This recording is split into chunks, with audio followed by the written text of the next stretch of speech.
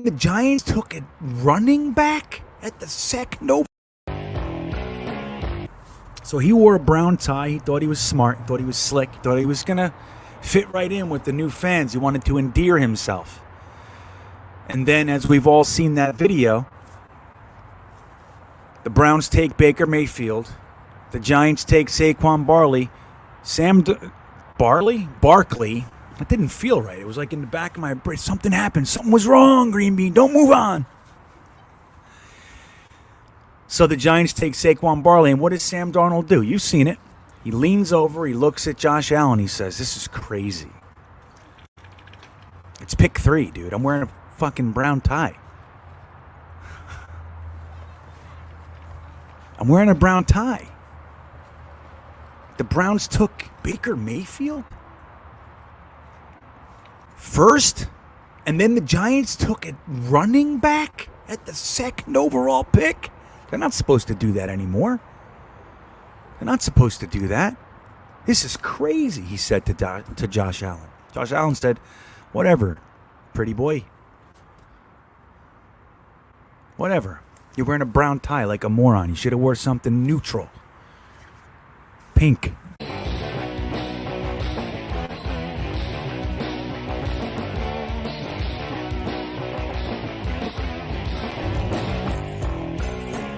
There's the possibility of moving him to guard and drafting a Creed Humphrey or somebody like that. There you go.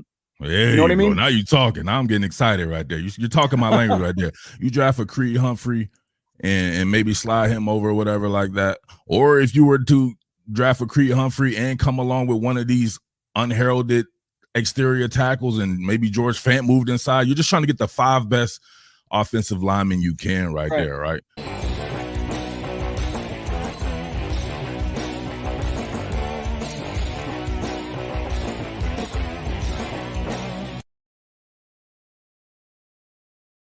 Yeah. What's happening? You guys are the best, man. In there, it's already full-on Jets talk going on in the chat before we even get this thing started, and that psychs me up. I'm in danger because I'm like such a chat. I'm such a chat hound. You know, I come from Jetnation, as you guys know, and I've been, YouTube and everything else and Instagram and Twitter, and I just love to get in there. And you guys are talking, and I have all this shit to do to set up, and I'm in danger just sitting there with you guys like I'm on Twitter. It's funny. I'm just like, oh shit, man, I got to stop. And then I put you guys aside and I start doing what I got to do. And then I see a comment and then I fucking get sucked in again. But I think it's awesome, man. And I thank you. I want to say hello. Well, let me say this first. Guys, I've done so much preparation with the internet. It's got to be better this week. So I'm going to ask you. I'm afraid to do it. I'm afraid to. Oh, Derek, I have a good connection. Is that real? Is that real? Sound great. Ooh, holy shit, man. I got 21 gigs of high quality, top shelf internet for you tonight. I didn't let anybody touch it. I was like, don't touch it. Don't touch my data. I got kids. Everybody wants to do shit. But yeah, man. So I'm psyched. Thank you. I'm crazy scared of it, dude. Last week, let me apologize. I pinned a comment in the comment section for last week, man. But last week I was, I didn't know because I set everything up. It was supposed to be good, but afterward, when I looked at it, it was almost unwatchable. And I want to tell, or unwatchable. I want to tell you guys who stuck around, like, thank you. I don't know how you did it. The sound was okay, so maybe that helped a little bit. But I was like, dude, I was embarrassed, flat out, straight up. There's no other emotion other than anger. But yeah, so I thank you, and I don't like that shit, man. So that's not what I want to do here. I want to be able to at least provide you guys something fucking worth hanging out for, So let me say hello, man. All you guys are in here. Eagle Fang. I don't know if he likes to bring up his old name, but he's been around a long time, Eagle Fang. He wasn't this name. But Eagle Fang's been a little while now too, so I guess it could all be in the past. But yeah, man, it's good to see you, Rockaway Archie.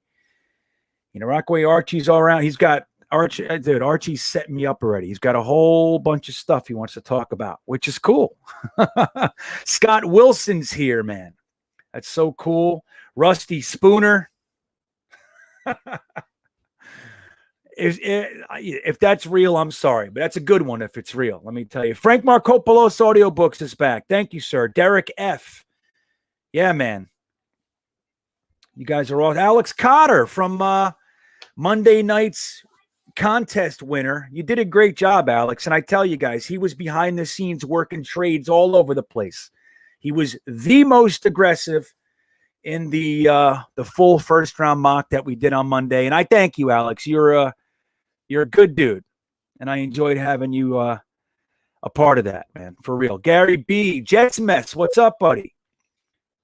Who else? Jordan Victor, Gary Peters, The Machine, Phil Adams, Brian Still. Hello, guys. UK Jet, Phil Adams. All the way from the UK. I love it. E-Rocks around, Mr. Tuda, Lou Chandler. Oh, man. Ron Luizo, John Zaslow, Lou Chandler. Yeah, man. Lifted G, Jack the Man, William Mason. This is awesome. Yeah, okay. John Zaslow, Ant Jets 82, Louis Sanchez, yeah, man, Duncan McLean, and Thor Gunderson, Ed Stewart, Anthony, all you guys are here. Keith Ingle, is this the Keith Ingle that I know as Keith Ingle? If it is, hello. I haven't seen Keith Ingle in many years. Very, very close friend of mine for a long time. For a long time, man.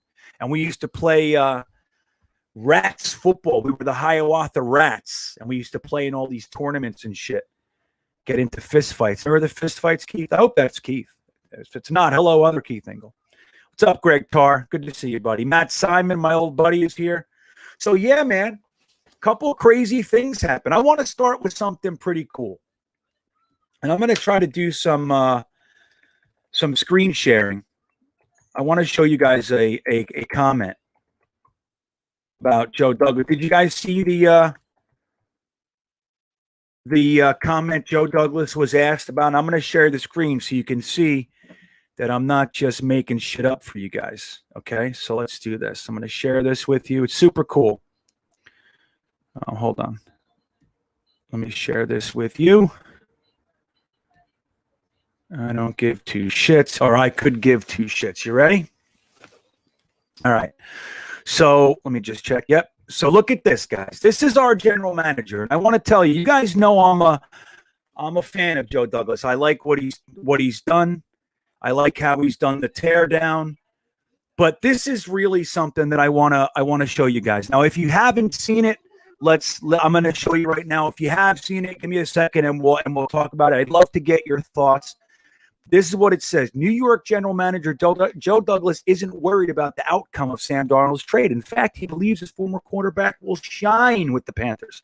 Whether I look bad or not, I could give two shits about that, Douglas said, according to Albert Breer. I know that he's going to have success. The timing didn't really work out for him here. We couldn't turn this around fast enough for him, and that's not his fault. I root for good people, and that dude's a good man. And he's going to do good things. So let me just share my comments, and then I really want to hear what you guys think. But here's how I take that. Number one, most Jets fans, most of us, thought Darnold was a good dude. Thought he handled himself well, and we liked him. You know, the guys like myself who thought it was time to move on. It was really about the situation. It was like, you know, look, the guy, clearly Adam Gase was a negative toward his career, right? Clearly. I don't think anybody debates that. But it's like we have a rookie head coach, we have a rookie offensive coordinator, and we have an opportunity to start fresh with the number 2 pick, new regime, new everything. If Sam Darnold was playing well, great. But Sam Darnold is damaged, right? So saddling a new regime with rookie head coach and offensive coordinator with a reclamation project, it's just not smart. It's just not smart to do. And I like how Joe Douglas said that. The timing isn't working. It's just not working. We got to do the 50-year option, all that bullshit. We don't want to do that right now. It's not where we are, and we don't even know if Sam's the guy.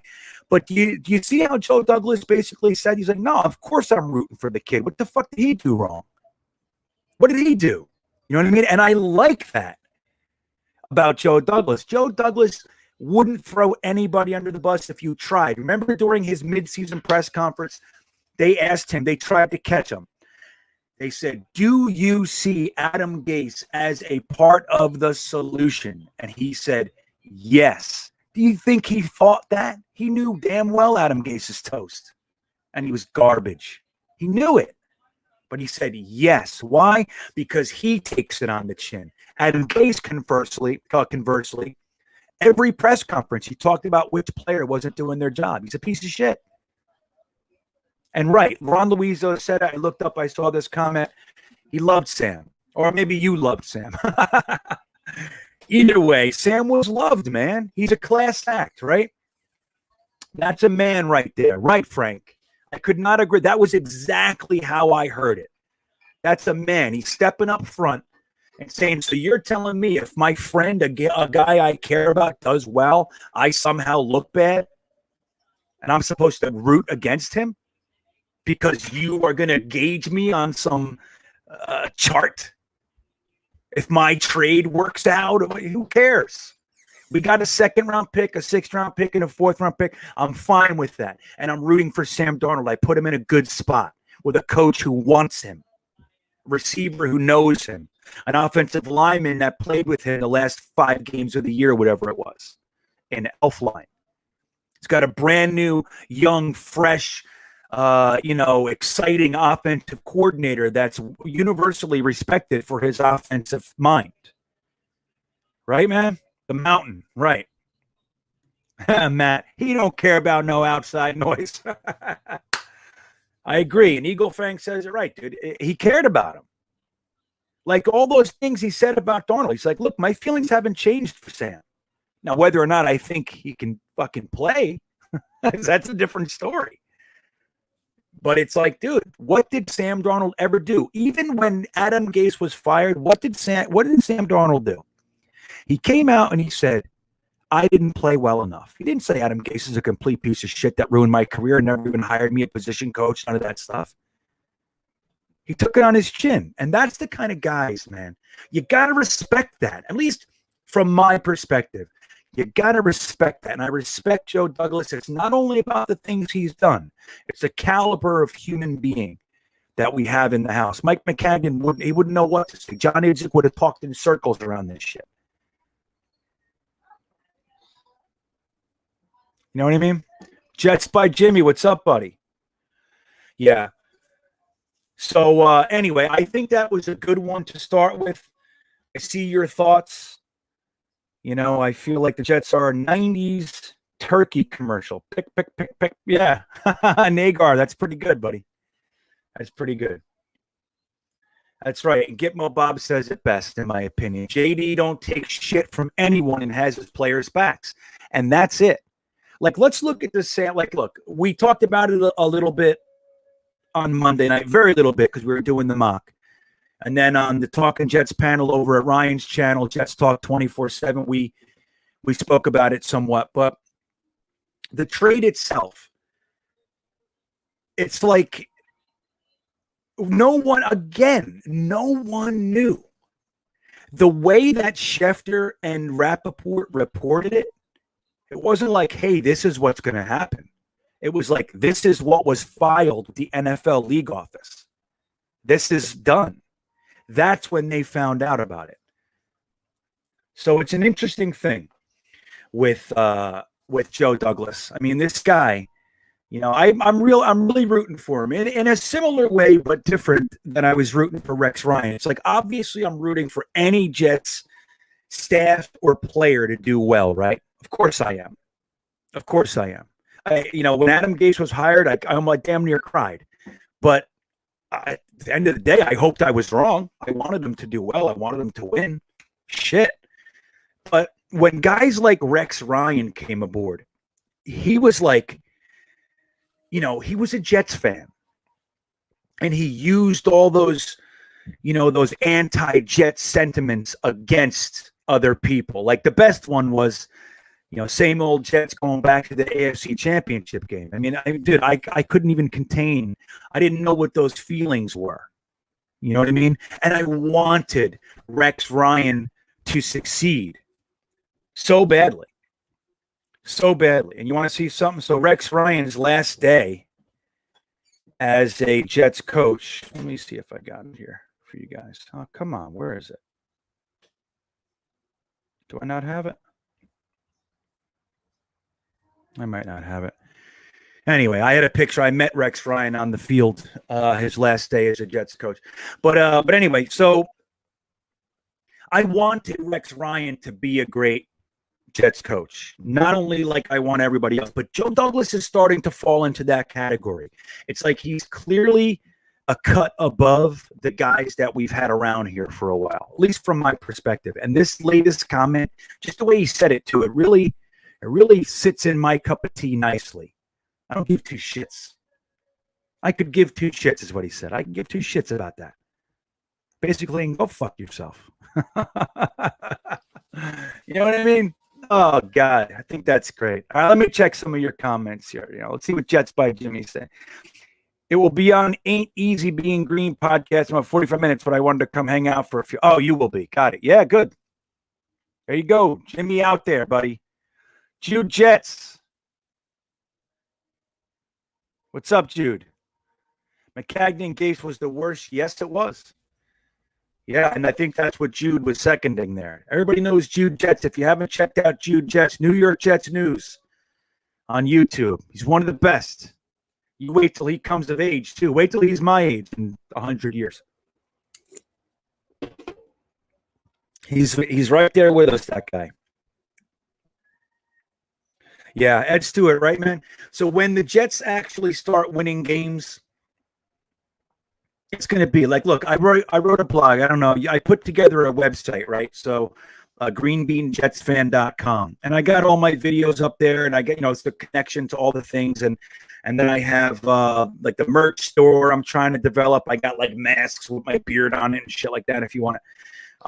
But I just started writing my blogs. And the blog that I wrote today is, it ends with like, let the world get their last kicks. Like, they're going to come. The backbone of NFL fandom, not Jets fandom, of NFL fandom over the past decade has been that the Jets suck and that we're easy to pick on. That's been consistent. There are 20-year-old fans that their entire Jets life, or I'm sorry, their entire NFL fan life, the Jets have sucked. So they're going to throw their stones.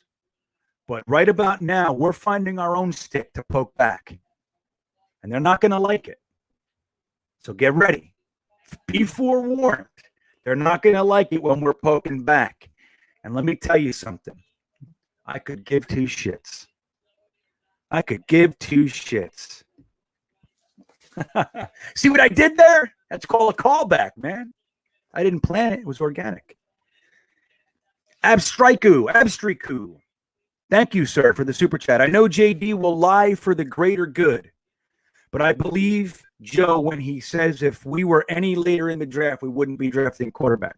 Yeah, I think that's an accurate statement. Now, what does it mean, though? I mean, look, I got into a debate on Twitter today. It's a funny thing. Like, I want to say this to you guys right now. And Abstraku, I'm going to be, or I hope it's Abstraku. That's what I'm going to go with. And I'll fold my comment to what you wrote in this as well. I want you guys to understand something about me. I am not on one side or the other. A lot of times I am. But in this particular instance with the number 2 pick, I'm just as happy with Joe Douglas drafting Zach Wilson as I am with Joe Douglas drafting Justin Fields at 2, as I would be just as happy if they traded back and took Trey Lance, or traded back 2 times and took Kellen Mond or Kyle Trask. Like it does like 3 firsts and Kellen Mond to me is right on the same level as Zach Wilson. Like, that's just where it is. It doesn't mean I don't like Zach Wilson. I do. I think he's a good quarterback. I don't see what a lot of people are like fawning over. It's fine. Okay, I see the plays. Sure, yeah, there's some damn good shit he's done. I get it, but he hasn't done something so consistently for me. I saw a lot of yucky stuff from that kid. So anyway, if Joe Douglas and staff think he's a guy, or Justin Fields, I feel just as good. But my whole thing is, I like the idea of talking about all the potential options and what they could look like, but people are getting mad at me because of it. It's like, hey, man, I'm not saying that you're wrong or I'm right. I'm not. I don't even give a shit. Like, as far as I don't have a horse in this one. You know what I mean? I just trust Joe Douglas. But to get to your point, Abstriku, I think it could mean two things. And this is where people are going to think I'm trying to find something. I'm not. I promise you. But when he says if we didn't have number 2, we wouldn't have traded Sam, that sounds to me like it means I'm taking a quarterback. It does. And we get one of the 2 quarterbacks that we wanted in this draft. So that guarantees that. So yes, it's a very simplistic and it's very easy to say that. And I think that's probably what he's saying. But it also could mean, because the value that I'm going to get for going back is going to give me whatever I want. It doesn't, you know what I mean? It could mean a myriad things. It's very similar to the Steve Young comment. Like somebody said, when Joe Douglas's response to the Steve Young comment, he kind of smirked and said, well, Steve Young is connected in the community there and knows all the people and all that sort of stuff. That's clearly Joe Douglas kind of hinting that Steve Young is right. Maybe. I mean, but to me, I don't necessarily, it's not that clear to me. You know what I mean? It's not that clear. To me, it sounds like he could just be pushing you toward on the stream that you're already on. Like that's like, look, I used to run all these groups for addicts, right? I used to have like 50 addict men, and I used to run these men groups all the time. I ran all kinds of groups, but my favorite were like these 2-hour men's groups. And one of the tactics I used was I liked to encourage people's line of thinking so they would get to their own conclusions, right? I like to do that. It's part of a thing called motivational interviewing, but the way I did it is like I would just encourage their comments so they would land in the point of ridiculousness without me calling them ridiculous. I already know they're ridiculous, but they don't. So my whole job was to kind of help them along down the stream so they can get to the point that they were going to get to. Sometimes it's right, sometimes it's wrong. But that's what it looks like to me. It looks like a guy who didn't say anything. And nobody's nailed down anything yet with Joe Douglas. Like, let's be clear here. Nobody has nailed anything about what Joe Douglas is going to do. And it just seems interesting that everybody feels so confident now. But at Striku, I think you're probably right with what he's probably saying, yeah, man, because I'm getting my quarterback. Even if they passed on Trevor Lawrence and took Zach Wilson, I'm equally happy with Zach Wilson as I am with Trevor Lawrence. You know what I mean? So I think that would be a good way to look at it, you know? So anyway, thank you, man. I appreciate that. It helps out a great deal. If you guys do want your I'm going to do a good job. I'm going to do the best I can with trying to read your comments, but there's a lot of them. They come fast. If you have something that you really want to say, I will guarantee that I'll get to every super chat. Okay? Yeah, dude. Make no mistake. Jude Jets is actually one of my favorite people. He'll tell you. He's one of my favorite channels. I don't have the time to watch all the Jets channels like I used to, but Matt O'Leary, Top Billin, Jude Jets, Ryan when I can as well. Like, those are the guys. And I listen to Jetnation Radio. I listen to Cool Your Jets as well under Jet X Factor. I like those guys. Nanya and the other guy. But yeah, so Joe Blewett when I can. But Jude's one of the guys. I'm in there. He'll tell you I'm always commenting on his videos and all that stuff. I legitimately look at him. If you guys haven't seen his channel yet, please do. Give him a sub. He's one of the best little guys. I don't mean to say it that way. He's a young man. He's one of the best young men I've met in this process. Certainly better than Jets by Jimmy, for fuck's sake. All right, let me back it up. I'm going to try to get to some of your comments. So, interesting. Rusty Spooner. I think he's honestly going to trade out of the 23rd pick. I'm cool with it. if we can land Creed at 34. Joe Douglas is like an offensive version of Rex, but keeps his mouth shut. Yeah, did you guys know that remember when Manish Mehta had a source inside the Jets camp? And it was like everybody thought it was Mike Pettin. And it turned out later that all indicators were that it was actually Rex Ryan. So Rex Ryan couldn't keep his mouth shut to such a degree that he was his own organization's source for what his organization was trying to do. Isn't that? It's just like, and that's the difference. You know what I mean? Like, as much as I liked Rex, he probably shouldn't have had the keys. He should have just been the guy coaching the players on the field. The problem was that Mike Tannenbaum wasn't all that good of a GM. He was a good contract guy, but his player evaluation, that was not what he did. He wasn't good at it. I listen to him now. He sounds like a complete tool. You ever listen to Mike McCagnon on like Instagram and shit? He makes zero sense. Or he sounds like, whenever he makes sense, he sounds like something I heard already. So, but yeah, man. As far as this, Joe Douglas, I wouldn't be surprised if he trades out at 23. Now, I think it's going to depend on the players that are there, but I'm telling you, man, Joe Douglas has shown it before. He traded out of his second-round pick last year, right? So he has 2 firsts. So that was his second pick ever. Joe Douglas' second draft pick in his whole GM career, his second overall pick ever. He traded it. And then he traded 3 more times in the draft if you consider the 6th-round pick for Quincy Wilson. You know what I mean? But Joe Douglas has gotten value out of every one of his trades. Every one of them, man. I don't think he's lost a trade yet. And people like to look at the Leonard. Let me get this out of here real quick. People like to think, talk about Leo, Leonard Williams.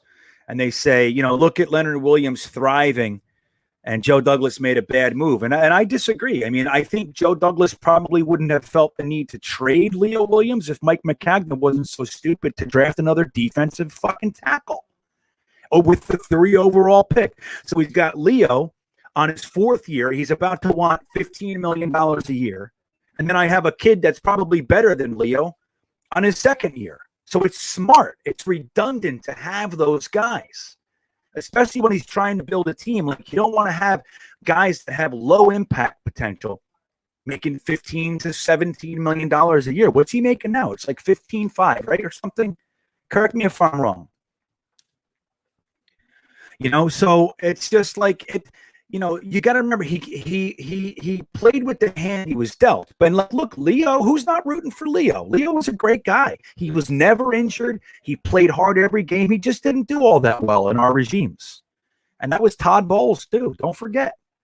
So it didn't look like Leo was all that good. Now, he had a great year last year. Let's see if he can reproduce it. It's a contract year. It happens all the time. But the trade, the 3rd and the 5th, it was actually a 3rd and a 4th, and it ended up being a 5th. It's a great trade for a guy he didn't want. He didn't want to pay him. You know what I mean? So far, I think he's done well with the value on his trades. You know what I mean? And I wouldn't be surprised, Mr. Rusty Spooner. That's funny. Brian Hoyer from Jude Jets. There he is. Oh, that's his picture right there. That's our boy right there. That's what he looks like. He's the best. I like it. We were talking about this Monday night. I think Brian Hoyer would be a great number 2 quarterback if we are in fact taking a quarterback at 2. Like, so if we're going to have even if we don't, if we take one at 10 or 20, if we're bringing a quarterback in from this draft class, which we probably are, I think it's a really good idea to have Brian Hoyer. He's known to be a very team-oriented guy, great hard worker, very positive locker room presence. And guess what? The guy can actually play. He can actually play. So it's not like, what was the guy's name? Brunell behind Sanchez. Like, what is his name? I want to say Brad Brunell. That doesn't feel right. John Brunell, Buddy Brunell, whatever. Brunell wasn't, there was no illusions about him being a quality backup. He was here to kind of help out with Sam, but he sucked. So that was an interesting one. Hoyer, I think Hoyer would be perfect. I swear. It's one of the guys I like the most, actually, as a backup quarterback for, a vet backup quarterback, that is. You know what I mean? Awesome, awesome, awesome. Thanks, Jude. Greg Tarr, thank you, sir. I do appreciate the super chat. So do we just throw the new quarterback into the fray day one, or do we let him learn from the sidelines for a bit behind whom? Yeah, you let him learn behind James Morgan, the stalwart. I didn't mean to knock that off. Yeah, the developed list, what was the word? Developed list, the least developed quarterback of all time, James Morgan. No quarterback coach, no offensive coordinator, just sitting there, undressed, getting paid. So I think here's what I think, Greg. I think, in this day and age, and you remember, Greg, we come from a little bit different era where it was almost expected that a rookie quarterback was going to sit. It really was. It wasn't the same as it is now. But I think with this 5-year, the 4-year rookie contract with the 5th-year option for the first-round picks, I think it really does add a little bit of urgency. I would not be upset if let's say Zach Wilson, we draft Zach Wilson, and he's just not there. He looks good, but he's just not there. I would not have an issue if they decide, hey, we're just going to start Hoyer, or we're going to start, Alex Smith, or whoever it is. We're going to let him start for a just week by week basis. And by week 3, week 4, Zach Wilson settled, and then we bring him in. I think there's nothing wrong with that, man. We got to remember, we have a rookie head coach, rookie offensive coordinator. They're going to they're going to bump their heads. They're going to learn things. Yes, they're ready for the job. I think they both earned it. They're not jumping over a position or anything like Herm Edwards. You know what I mean? So I think, we have to remember, with a rookie quarterback, rookie head coach, rookie offensive coordinator, a general manager in the first few months of being the sole boss of the organization. If they don't feel like he's ready, don't rush it. That's my thought. At the same time, I think there is a little bit of urgency to get this, look, you're the 2nd overall pick. Snap out of it, kid. There's going to be a little bit of that going on too, I'm sure. And I think ultimately he more than likely would end up starting, barring some sort of injury or something. But I wouldn't have an issue with them sitting for 3 weeks, 4 weeks, or whatever, behind whoever it is we bring in. Because Hoyer can come on pretty much any team and at least run the skeleton package, the vanilla. He can do that. He can just hey, we want to run this with these this personnel package, and just okay. He's a pro, and he's a good pro. He's never going to be a starting quarterback. He's not even going to be Foles, most likely. But I think he'll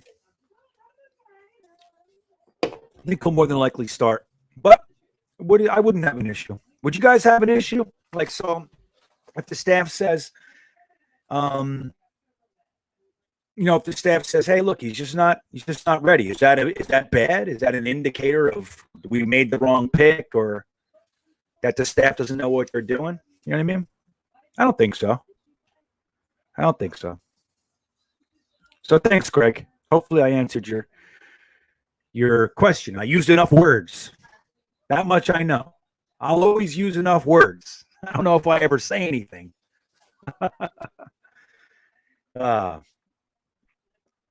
So, Rich Ritter, are you talking about response to the trade back with the 23rd? Is that what you're saying?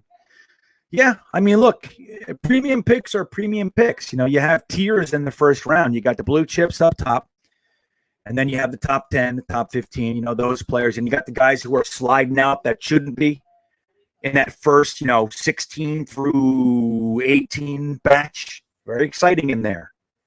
Very exciting. There are guys sitting there that nobody thought would be there, right? So we're right at 23. There's going to be a little bit of that going on. There's a lot of logic to say just fucking take your guy. Just take your guy. You remember last year or 2 years ago in the draft, the Dallas Cowboys let out a little clip of how they were, their war room in the draft. And the assistant GM was talking to Jerry Jones, and he said, well, look, we liked it. It was actually Connor McGovern, not the Connor McGovern that we have, another guy, a center who I liked a whole bunch coming out in the draft. I wanted the Jets to draft him, and we didn't get to because Dallas, what they did. But so they were talking about the trade options that were on the table. And the assistant GM said something to the effect like it's good value they're offering and blah, blah, blah. And Jerry Jones just said, well, we like the kid though, right? He goes, yes, we do. He goes, why don't we just take him? Like, why don't we just take the guy we like? And they're like, that's what I want to do. He's like, yeah, let's just, like, we like the guy. Let's just take him. Why are we getting cute? Just like you said, Rick. Like, sometimes it doesn't pay to get cute. Like Mike McCagnon in that same draft traded like 3 or 4 times in the 4th round. And at the end of the day, all he gained out of those trades was moving up in the 5th round like 15 spots. Like 3 trades to move up 15 spots in the 5th. Like, why did you move down 10 spots in the 4th to gain 15 in the 5th? Like, it doesn't make sense. And that's literally the definition of getting cute. And I agree with you. There's a lot to be said for that, man. It really is. Let's see. Ooh, Mikey Mouse playing games. Hey. So, just so, since we took James Morgan, a lot of us have kind of gotten to know each other a little bit. Like we spend more time together and everything. Back in that draft, I was only making a weekly or maybe even like 2 videos a month for Jetnation. I wasn't even doing any of this stuff like this yet. I was just whatever. So I want to tell you how much I hated the James Morgan pick. Okay, and I didn't like at the time the Ashton Davis pick either. I liked everything else about the draft. Well, I had 3 issues. One was the Ashton Davis pick. The other was the James Morgan pick. And the third was the trade out of the 6th for Quincy Wilson. I hated it. Okay. Everything else I thought was stellar. The creating value, the adding capital, Becton, Mims, Jabari Zuniga. I loved him coming out. Michael Pirine. I'm a fan of him. But I didn't like James Morgan because I have a little something to tell you guys. My wife went to FIU, and I used to go down there when we lived in Florida. That was her university, and we used to go down there and watch the games. And I remember, it was before James Morgan in his defense, but I remember I used to watch the games down there, and we'd be in the stands just watching this like scrub college team in the USA Conference, and I would be sitting there thinking, these guys are the worst. Like, I mean, seriously, over and over. I just couldn't help it. Like, these guys are terrible. Dropping passes, throwing 10 yards wide. Like, it was just, they were the sloppiest bunch of fucking inept football players I've ever seen. I mean, I was like, Pop Warner, PAL high school teams look better than this that I've seen. I'm in Virginia and I'm in Florida. I mean, if I want to go to watch a high school football game, it's legit. High school's no joke in Virginia and Florida and Texas and those places. So when we traded, we traded to create the value, right? So I don't have a problem with creating space and then using it on things that aren't necessarily needs. Because you created the space. You created the space so you can make moves that are outside of the, of the design, let's call it. I didn't have a problem with that. My problem was FIU. We're going down. We just traded and we picked a fucking FIU quarterback, and that was my problem. Now, that all said, if I'm complaining about a 4th round pick, one of 3 that we had, the other 2 I loved.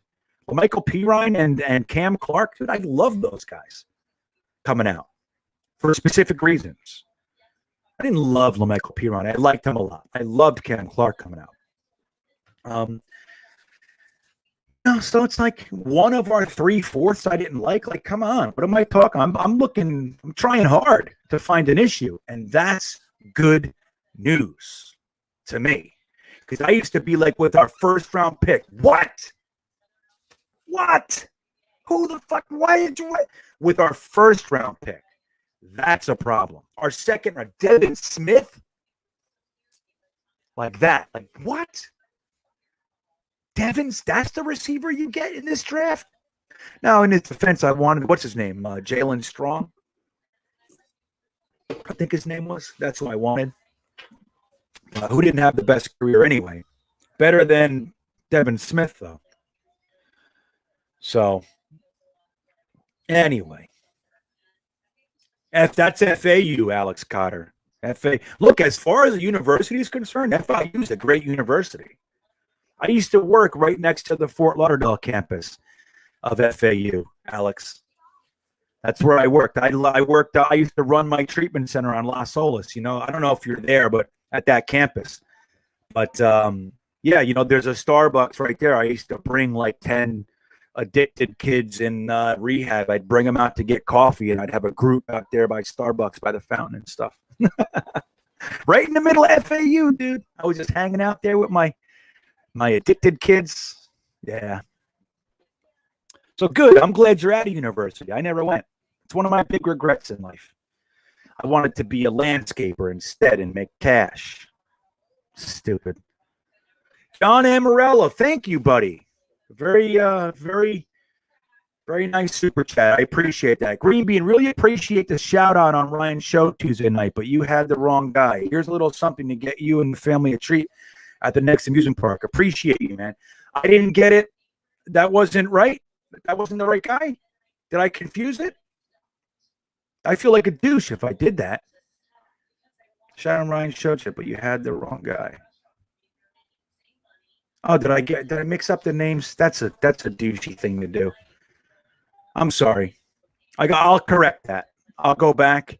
I'll figure out who's who, and I'll make a whole video on it, calling myself an asshole. That's how I roll, buddy.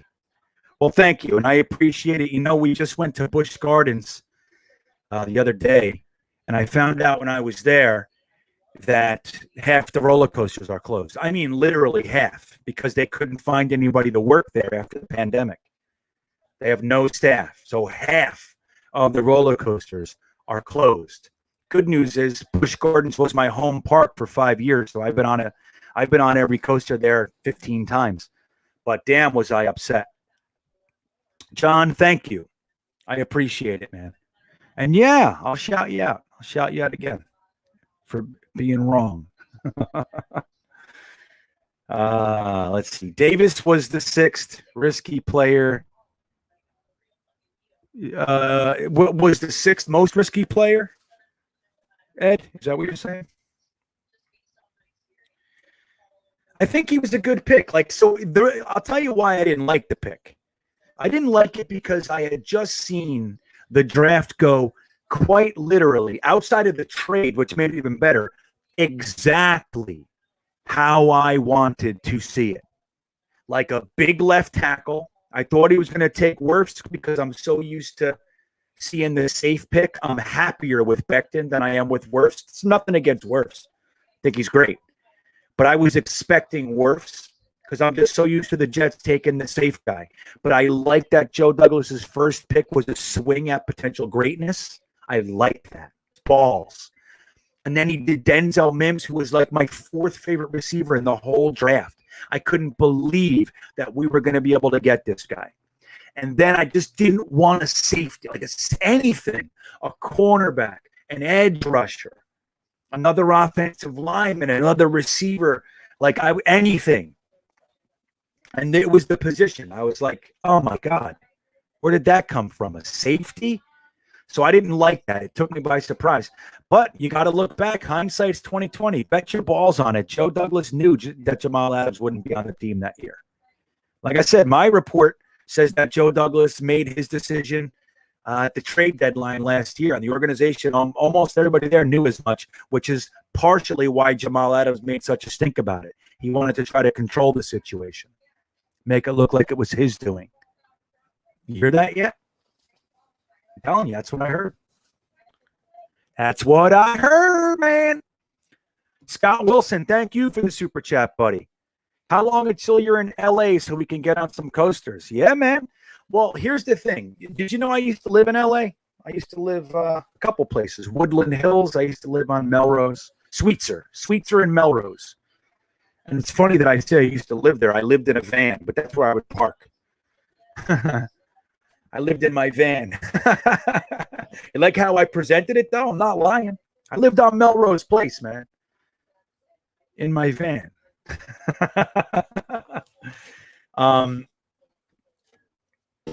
So, yeah, well, the thing with California is I got to see the lay of the land. What I will tell you is that I will be in New Mexico in October. So my hope is by then the California parks and everything is stay open. They're just opening right now, like Magic Mountain opened a little bit. So I'm keeping my eye on that. But my hope is that I can spend the winter in Arizona and California next year instead of Texas and Florida like I did this year. So, yeah, man, I'd love to get on a coaster with you, buddy. I'm working on a big charity thing right now for the New Jersey Shore. And let me say this. Let me put this out there.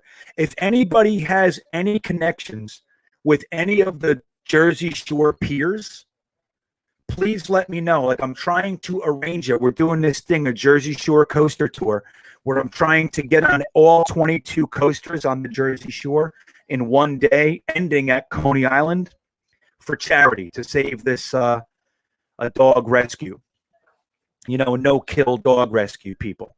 So I'm going to do that, try to raise money to keep this place open that lost all their funding through the pandemic. And it's sad, So anyway, we're trying to put that together, but I'm hitting a bunch of brick walls with trying to contact the actual places like Maury's Pier or the Casino Pier or what have you. I got in touch with Jenkinson's and a few others, but most of them. So if anybody has any connections, please let me know. You can do it on YouTube or Instagram.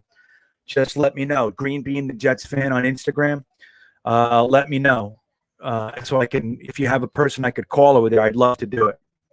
But yeah, man, anyway, I'll be letting everybody know where I'll be. It's in May 20th, I think it is. And we'll be hitting every single coaster on the Jersey Shore in one day. At least I'm going to try to. That's the charity event. And you can pledge. You know what I mean? So let's see what we got here. Let's see what we got here.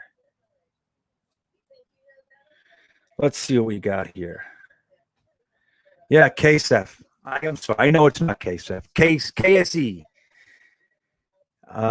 Yeah, Mond is a sleeper, man. I'm telling you. Did you watch his pro day? I didn't watch the whole thing, but I watched a little bit. I watched about, 10 minutes. But I was like, okay. He's a 4-year starter. He's not Mac Jones. You know what I mean? He's not Wilson. He's a starter. That guy's played. So I don't know. Strong arm. I'm saying 3 firsts, a second, a fourth, and Kellen Mond. I don't know if that's not, to me, that feels a little better than one Zach Wilson. That's all I'm really saying. I'd love to see us squeeze the lemon, guys. I'd love it. Squeeze it, Joe Douglas. Squeeze that shit. I just saw Alex. Was he telling me where he was? Hold on a second. Where was I? Lost the comment, Alex Cotter. Where'd he go? Oh, sorry, buddy. I thought you might have been telling me which campus you're at. I wanted to see that. You were just there today? What, at that Starbucks? You know, the one with the fountain outside? Hey, Alex, if you go down to the Cheesecake Factory, right across the street from the Cheesecake Factory is like that tunnel. Right behind the stores, next to the tunnel, there's a green building. Just a benign blank slate of a green building. That was my rehab that I ran for 7-8 years. That was my spot. And yeah, so it's cool, man. Good for you. You're in my hood, man. You're in my hood. That was my joint. I had sober houses everywhere. I knew every business owner. I was like the mayor down there. It's a great place. It's a great area, man. It's blowing up a little too much for me. Too much traffic these days. But Chris Bucco, my buddy, before I answer your question, Chris Bucco tried to make me look stupid last night. Just want to say that. I don't need to say why. That was good, man. Thanks for digging that out. But yeah, Chris, son of a bitch. GreenBean, what's up? If anyone is interested, new interview on BYU Sports. Zach talks draft and how him and Sam have had multiple combos. Interesting. Yeah, that's great. Do me a favor. It's not going to let you post a link, I don't think. I don't think it is. Maybe you could just like manually just type in the website for us, Chris. That'd be awesome. And thank you, man. I appreciate the super chat. I do. And Chris is he's a great dude. He's one of my buddies on Instagram out there and Twitter. Yeah. But yeah, that's awesome. I didn't know about that. I'd love to hear about what, if him and Sam Darnold were talking, what that was about. He's like, hey, man, I'm fucking sorry. I'm going to be taking your job. Sam's like, I don't know. I should have played better, That's interesting. Good heads up. You hear that, everybody? So there's an interview on BYU Sports. Chris, if you wouldn't mind just typing in like the actual website or something, that'd be super awesome. Is that it? Let me see. You'll DM me? Okay, thank you. And I'll look it up and I can post a link here. Thanks, Chris. I appreciate that. Where is it, Chris? You said you were going to DM me. Where is it? Do it on Instagram if you don't mind. Awesome. Thank you. Hey, Mitch. Thank you for the super chat. Hold on. Okay, thank you, Mitch. GreenBean, why are some fans wanting the Jets to draft a cornerback with 23? With the rule changes to help receivers, I think it's a wasted pick. Thoughts? Yeah. I think that's a great question. And it's funny, I actually posted something on Twitter today. I said, pick 23. O-line to support the quarterback or defense, cornerback or edge. And let me tell you something. It was right down the middle. Right down the middle, man. It was offensive line, and then half the fans are thinking cornerback, and some are edge. Most are thinking cornerback, which is it's really strange to me. Now, I think the logic there, Mitch, is that the offensive line class is a little bit deeper than the cornerback class. There are some good cornerbacks that are going to be sitting there in the third and throughout the draft. But overall, the offensive line class is deeper than the cornerbacks and the edge. The edge rushers are top heavy, even though there's going to be a nice batch in the second and third for edge rushers. And you're going to be able to find some gems in there, and then it'll be based on positional, schematic fit. Some guys like a Carlos Basham, if he goes here, he'll be great. If he goes here, he's going to be a bust, like those kinds of things. So I think that what people are trying to say is that the top end of the cornerback class is less supported than the top end of the offensive line class. And what that means is after the first 5 cornerbacks are gone, there's a drop-off. Very similar to the offensive tackles last year. Remember last year, our big debate before the draft was half the fans wanted a lineman, a left tackle, and half the fans wanted Jerry Jeudy or was it CJ Lamb? I'm so burnt, man. But Lamb, a couple wanted Ruggs, but it was really left tackle versus wide receiver. And the thought was this. I understand why people wanted a wide receiver. Sam had no weapons, the whole thing. It makes tons of sense. But after the top 4 tackles are gone, it's a very strong tackle class on the top. It's very top heavy. After they're gone, the drop-off is significant. There's miles away. And you see it, man. Isaiah Wilson was one of the next tackles taken. He was the first-round pick last year. He's fucking out of the league. He got traded for a 7th swap, and he's already gone.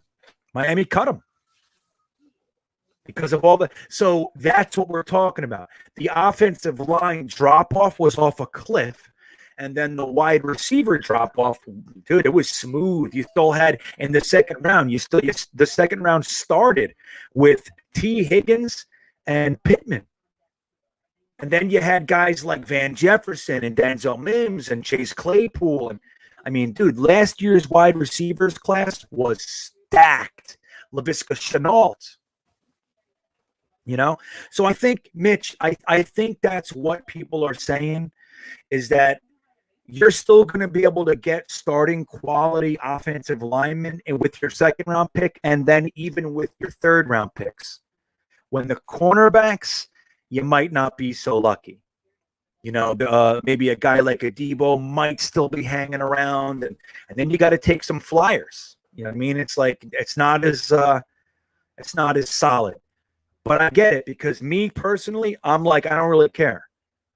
I'm using my premium picks on my quarterback. That's what I'm doing. If I'm using the second overall pick on on a quarterback, bet your ass my next two picks are going to be to make sure he stands upright. I don't want his shoulder torn off. That's what I'm doing. I'm grabbing Creed Humphrey and Vera Tucker or any of these guys. I'm going to do my offensive line eval, and I'm going to grab the two biggest beefcakey, angry, pissed off maniacs that I can grab. And that's what I'm putting in front of my quarterback. But that's the logic behind the thought process, man. I hope that answers your question. Let's see what else we got here. Let's see. Jets by Jimmy. People forget the massive coaching upgrade we have now. Our corners will have leadership and coaching now. They aren't as bad as people think. We can get a corner later and still be good. And look, I mean, you guys know this already by now, but I'm a huge Bryce Hall fan. I think grabbing him in the 5th round is going to turn out to be it's going to be looked back as one of Joe Douglas's finest picks. Like I said, I was pissed that Joe Douglas didn't use one of his 4th round picks on Bryce Hall. I was pissed. Like I couldn't believe that Bryce Hall made it to the 4th round. We had 3 picks and didn't use one on that guy. He's by far the best remaining player in the draft, in my opinion. But then he got him in the 5th. And I was like, okay, maybe I don't know. Maybe I don't know. And maybe Joe Douglas does. But to Jimmy's point, our cornerbacks, we have some cornerbacks. I'm also high on Lamar Jackson as a project. I think he should, maybe not this year, but maybe the following year, if he's developed properly, I think he could really be something. Okay. Javelin Guidry, I'm not high on. Great. I hope he comes in and changes the world. I hope he's the greatest nickel corner we've ever had. That's my honest hope. I don't like him. I'm not a Javelin Guidry fan. I love his name. I love his speed. I just don't like him as a player. I watched a lot of Javelin Guidry tape, and I watched a lot of breakdowns on Javelin Guidry, and I left unimpressed. So, but that said, the Jets do like him. So again, doesn't have to be me that likes him. But Lamar Jackson, Bryce Hall, Javelin Guidry, those types of guys, and then Blasson Austin, like we have good guys to work with. That said, I still think we should absolutely grab one within the first 3 rounds. You know, pick 66, pick 86. I just wouldn't use, like Jimmy's saying, I wouldn't use one of my first 3 picks on a cornerback. If I'm going defense, I'm probably going to go edge. And that would obviously be contingent upon who slips as well. Like, let's say, Caleb Farley's injury definitely pushes him out of the first round for me. I'm not even looking at him in the first round. If he's there at 34, dude, he's, by all accounts, he's right up there with Surtain as the best cornerback in the class by everybody's metrics. So if he's there at 34, I'm going to consider him, but I'm not taking him with my first 2 picks. I'm just not because of the injury. D. Milliner 2.0. I'm not doing it. Now, my doctors might say, dude, I don't know what anybody's talking about. This guy's great. Okay. Then we can do that. But me personally, I'm taking care of this offensive line this year, and I'm calling it a day. You know what I mean? What I would do probably is I would grab My quarterback at 2. I trade back and all that shit, but let's just stay where we are. I would take a quarterback at 2. I would take the best interior offensive line on the board at 23. If that's Vera Tucker, if that's Wyatt Davis, if that's Creed Humphrey or Landon Dickerson, whoever it is, I'm taking them. Then at 34, I'm going to look and see who pops out of the first round. If a guy like Kwity Paye popped out, you know what I mean? Something like that. Or let's, Joe Horn. Joe Horn. What's his name? J.C. Horn pops out. Okay, yeah, you got to consider that stuff. You know what I mean? You got to look at it. You got to be true to your board. And if there's a guy that you have as a top 15, top 20 pick, if he's sitting there at 34, you have to at least consider it. You can't let need override value in that respect. You know, I'm not a BPA guy overall, but I am a BPA for need guy. The best available player for a position of need. That's how I roll. CeeDee Lamb. What'd I say, CJ? Yeah. Thank you. Yeah, Eric Craig. I mean, that's a good point. I mean, look, like people are talking about Creed Humphrey being a reach at 23. So if he's a reach at 23, let me tell you something. The Steelers at 28 or wherever, let me see where the Steelers are. Hold on.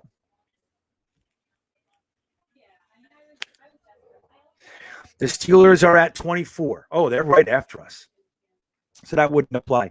But the Steelers might take him. But my point was, if he's a reach at 23, Green Bay is not. They just lost Lindsley. If you think they're going to think he's a reach at 30, you're fooling yourself. Let me share this with you. Okay, hold on. So, hold on. Let me look at this. Can you guys see it? Let me see, make sure. All right, I just got to set this up. So, can I make it bigger for you?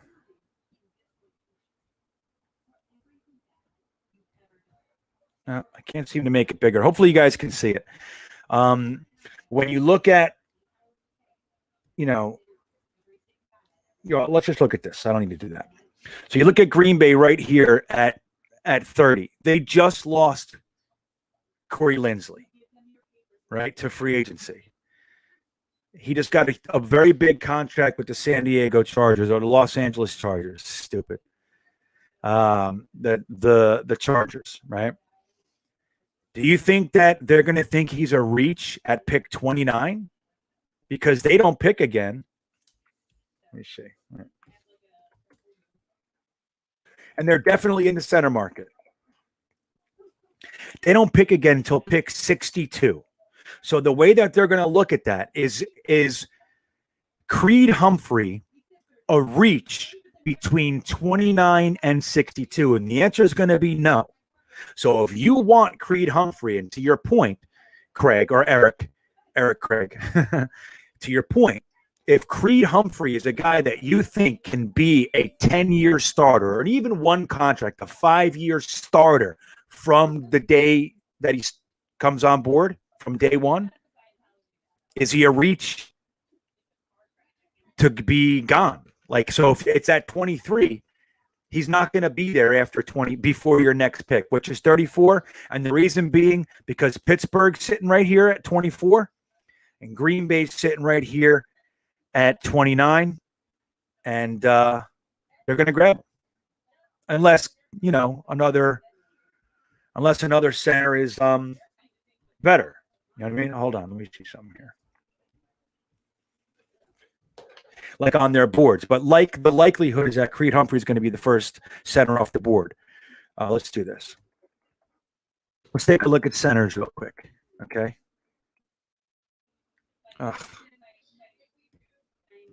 Sorry. Hold on. So let's do this. Ba-dee-ba-doop-a-doop. This is my go-to, guys. I'm showing you one of my tricks here. Where is it? Not a trick, but this is one of my foundational information things. I don't always agree with it, but I use this. So look, here's the centers right here. You got, am I still sharing this with you? Let me make sure. Yeah. So you got Creed Humphrey, 6'5", 320 out of Oklahoma. Landon Dickerson, many people are saying he's actually the top center. There are those people. There is that crowd. 6'6", 325, a little bit bigger. You're a fucking monster. If you ever watch him, he's such a mauler, man. Quinn Miners, 6'3", 320. Josh Myers, another one I like. Drake Jackson, look at the difference. 292. So now he's getting a little bit lighter.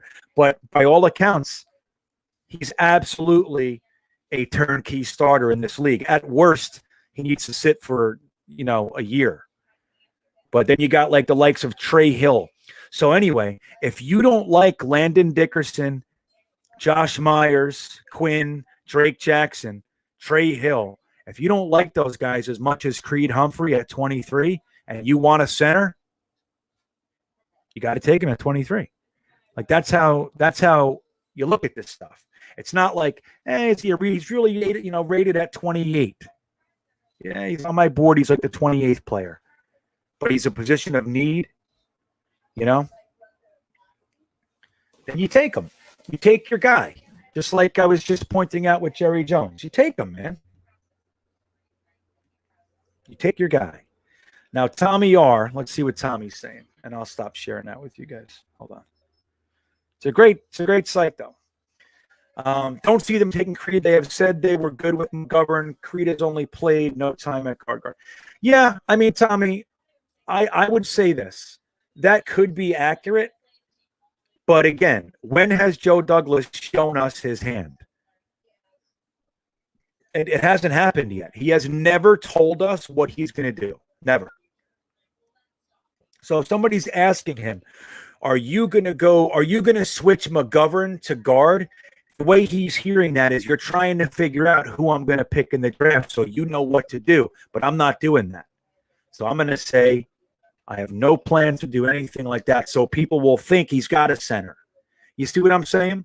He's just not going to be – he's going to be non-committal to things that he's going to do. Like, people are never going to be able to undo Joe Douglas's resolve from my perspective.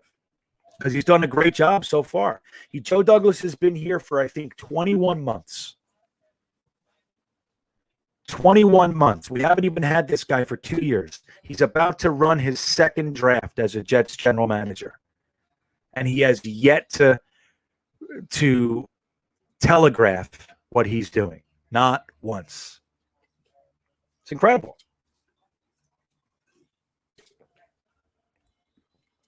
And in truth, Tommy, I'll tell you this. I actually see them going guard as well. I'd love Creed Humphrey, but people talking about Creed Humphrey being there at 34, me, I'd be blown away. I don't think he's making it. Then you get Landon Dickerson. I have a trouble seeing two centers going off the board with all the other goodies that are floating around. You even got Kyle Pitts, Pat Fryermuth, and Brevin Jordan sitting there for the tight end needy teams. You got everybody. It's a really good draft from my perspective. I like a lot more of these players than I did last year, and I liked a lot of players last year. But I'm really, I don't know, man. I'm high on some of these guys. I truly am. What are you saying no to, Matt Simon? I missed it. You protect your quarterback and get after the quarterback. Right. And that's the thing with the whole cornerback thing, with that debate. It's like we've talked about a whole bunch on here, and you guys probably know my take, but I'll give it to you again. It's that I'm a firm believer in the cornerback play getting elevated by the pressure on the quarterback. I don't see it the other way. Not that I don't want good cornerbacks, but if I had to pick a dominant edge rusher, like a really effective edge rusher or a shutdown corner, I'm taking the edge rusher every day of the week. Because the edge rusher can make the cornerbacks that are less than shutdown look good because the quarterback's off kilter. If the quarterback has all day to sit there, your cornerback's already, the NFL rules put your cornerback at a disadvantage already. The only way to beat this thing for the defense is to get to that fucking quarterback. That's it. You know what I mean? You got to get him. Like, that's it. It's the only way to stop it. All the rules are built around the promoting of scoring more points. The NFL is promoting points because points are exciting. It even gets the 19-year-old girl wearing her Jets half shirt who knows nothing about football. A touchdown even gets her off her seat. Yay! A pass defensed by Darrelle Revis. She's sitting on her phone over there. She doesn't give a shit. And the NFL knows this. So while you need good defense, and we know that, the NFL wants to score points. How do you stop an offense from scoring points? You stop the quarterback. That's it. And not for nothing, a big sack can also get that young lady off her seat. We could all stare at her butt. Which is nothing wrong with it, you know? Let's see what else we got. Yeah, Creed Humphrey was captain, and yes, that's a good point, Lou Chandler. He was a captain. We know Joe Douglas has an affinity for his captains. Can you still believe that? That was 5 captains in a row. He drafted 5 team captains in a row. It's incredible. You know?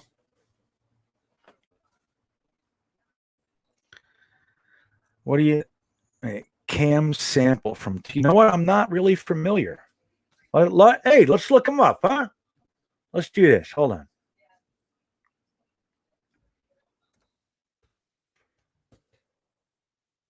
Let's take a look at Cam Sample. Is he edge? Is that what's going on? I'm gonna do this. Hold on. Let's take a look together. Okay, you bunch of big balonies. Let's look. You guys want to watch some Cam Sample? I'm going in cold. I'll be real honest. I haven't looked into Cam Sample yet. So let's take a look. See. Let me make sure I got this for you guys. Most underrated defensive line prospect. We'll spend a minute and look at Cam Sample. Hopefully my internet can handle it. Maybe not. I'm pushing it. Come on, internet. Oh, man, I had plans. Where is he? Oh, look at him.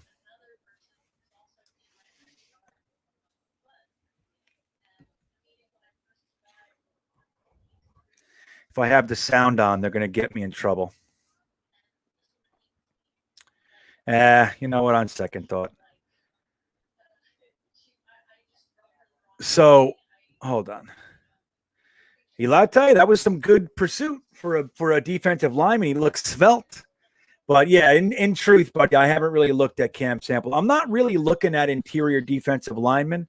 You know, like I already thought we were pretty good in that department going into free agency, and then we went and grabbed Sheldon Rankins and firmed it up even more. So my thoughts are I don't see too many defensive interior guys coming in. Now, if he's a 5 technique or something like that, maybe, you know. It really is. Our inside defensive line, interior defensive line is stacked. Where'd he go? There it is. Jude.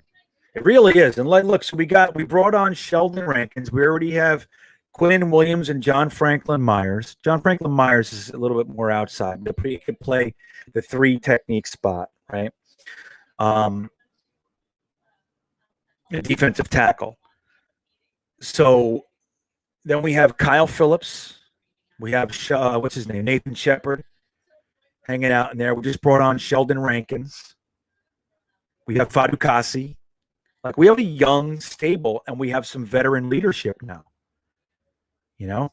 And look, Quinn Williams is going into his 3rd year. This, for all intents and purposes, this might be his coming out year. Having Robert Saleh, not to minimize Greg Williams' defensive line approach. That's one of his positions of strength. He's a good defensive line coach. These defensive lines traditionally do well. So it's not like he's had a waste of space coaching them, but by all accounts, Robert Saleh is a whole different level of motivator than Greg Williams. Greg Williams yells at you, Robert Saleh builds you, so it's different. And that's just it. Wolves 9-5 or Wolves 55. This is everything. Now I'm going to tell you something. If you look at the 49ers defensive line rotation last year, and the last two, their Super Bowl year, there was always a fresh body coming in. If you look at the Eagles Super Bowl year, that's how they did it. Fresh defensive line rotation. Oh, don't forget Vinny Curry, right? So that's how they won the Super Bowl. Obviously, Nick Foles and all that stuff, but their defense, it was all about their defensive line. Fresh, effective guys coming off the bench to give your starters a blow.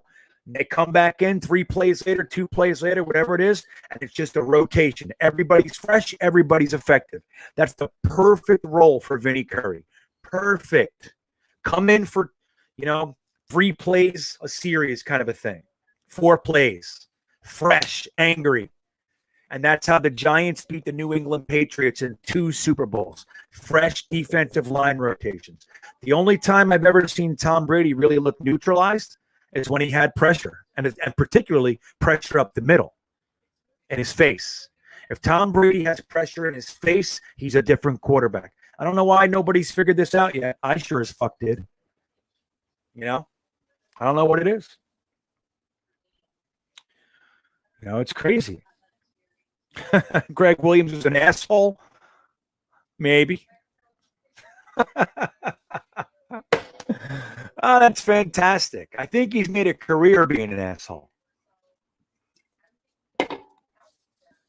So I don't think he has too much of an issue there. I don't know if Greg Williams is ever going to get hired again. Like guys like him, it's just like, who's going to hire him? It's funny. 2 years ago, the Jets fans were afraid he was going to get hired for a head coaching job. Remember the job he did in 2019 for us?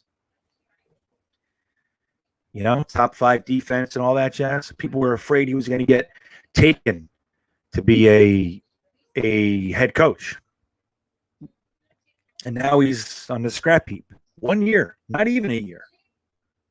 1 year later, he's scrap pile. I don't know how many roles are left. All these new young young chaps coming in, McVay, Shanahan, they don't want to hire Greg Williams. Because like W.H. Lewis just said, why am I going to bring on an asshole? I think if they hire him, it'll be like a defensive line coach, linebackers, something like that. Because he knows his shit. He's just a risky dude. That era is over, man. Like that era of like balls to the wall, feast or famine. Nobody appreciates that anymore. Like they used to. Like fans were willing to absorb the negative with a coach like that. Buddy Ryan, Mike Ditka, all those guys. You knew it. You knew you were going to get taken advantage of sometimes. You knew it. But it was worth it. You take the good with the bad. He who lives by the sword shall die by the sword. And you just did that. But overall, it was a positive. The NFL's not that way. It's all analytical now. It's a bunch of, techie guys. Well, actually, if you look at the speed variations of that's what it is now. And back then, it was like, fucking run that guy over. Wipe your blood off your face and get out there. That's what it was, It's different. So a guy like Greg Williams, I don't know. I don't see it. I don't see he's getting see these guys getting hired anymore.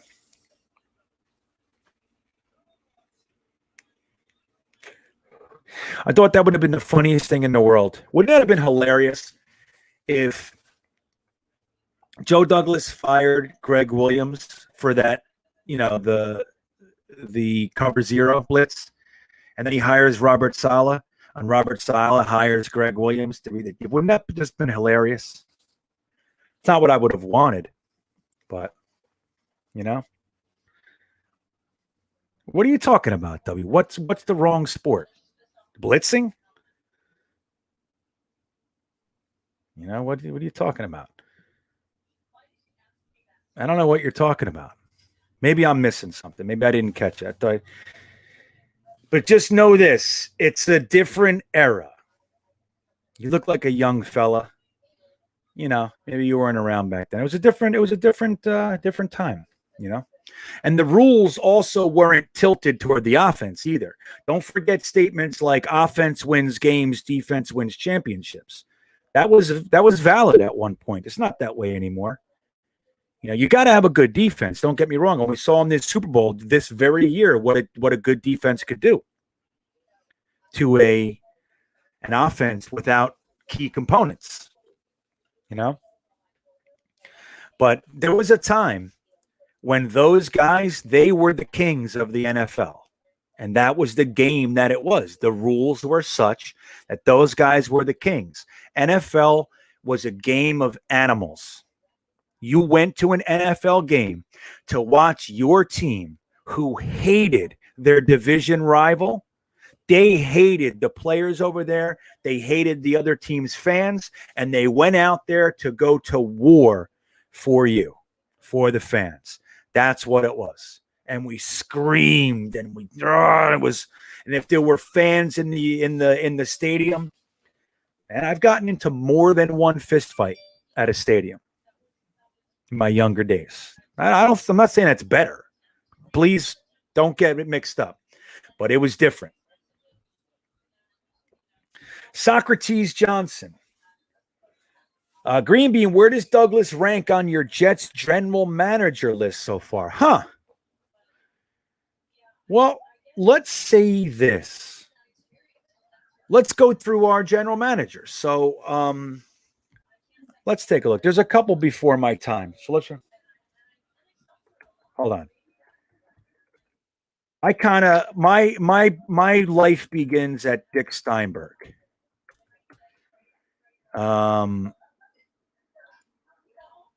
Executives and owners. Hold on. Mike McCagnon. In history. Let's do that. Okay. Here we go. You guys ready? I'm going to share this with you. Hold on. So we can all see together. So, and then we'll do it. We'll take, this is a good one, Socrates. We'll take a look here. Give me a sec, because I come from that era of animals with big cloddy fingers that don't know what they're doing. Wait, hold on. Let's see. Okay. So where I come in, this is a coach, director. No, Joe Walton was the head coach, de facto general manager. Crazy. Okay, hold on. Let me make sure here. So, look, you got these guys. I'm going to be real honest with you. These guys up to here, I don't know. I came in after Jim Rover or Royer. I came in during the Joe Walton era. So let me tell you this. Joe Walton and Dick Steinberg was with Joe Walton, though. So Dick Steinberg was a good general manager. Okay, and they were able to build some pretty good teams. You know, they brought in the likes of, you know, the Dennis Birds and even some bad picks like Blair Thomas and stuff, but they built those teams. You know, the Kenny O'Brien, that was actually right before. So I think Dick Steinberg was a good general manager. I guess that would include Joe Walton. Dick Haley, look, 2 years. Rich Kotite was the general manager. That's the guy that overrode the fans screaming "Sap, Sap, Sap" in the draft, and he picked Kyle Brady. It was just a silly pick. So that's him. Then you had Bill Parcells, who was a great coach, but I'll argue every day of the week, outside of the 2000 draft, Dude, he sucked at being a GM. He had a lot of connections to free agents and players, so he did well there. But his draft picks left a lot to be desired. Terry Bradway was horrible.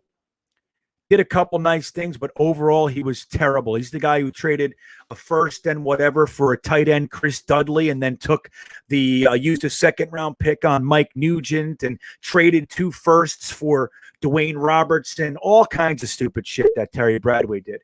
Mike Tannenbaum had a few good years, but really when he was with Eric Mangini was the influence for the players like DeBrickashaw Ferguson, David Harris, Nick Mangold, Darrell Rebus, and on and on and on, Coleman, and all those guys. That was really Eric Mangini. And then Mike Tannenbaum did some good stuff, but overall we saw what he did. John Idzik was a joke. Mike McCagnon was the worst GM of all of them.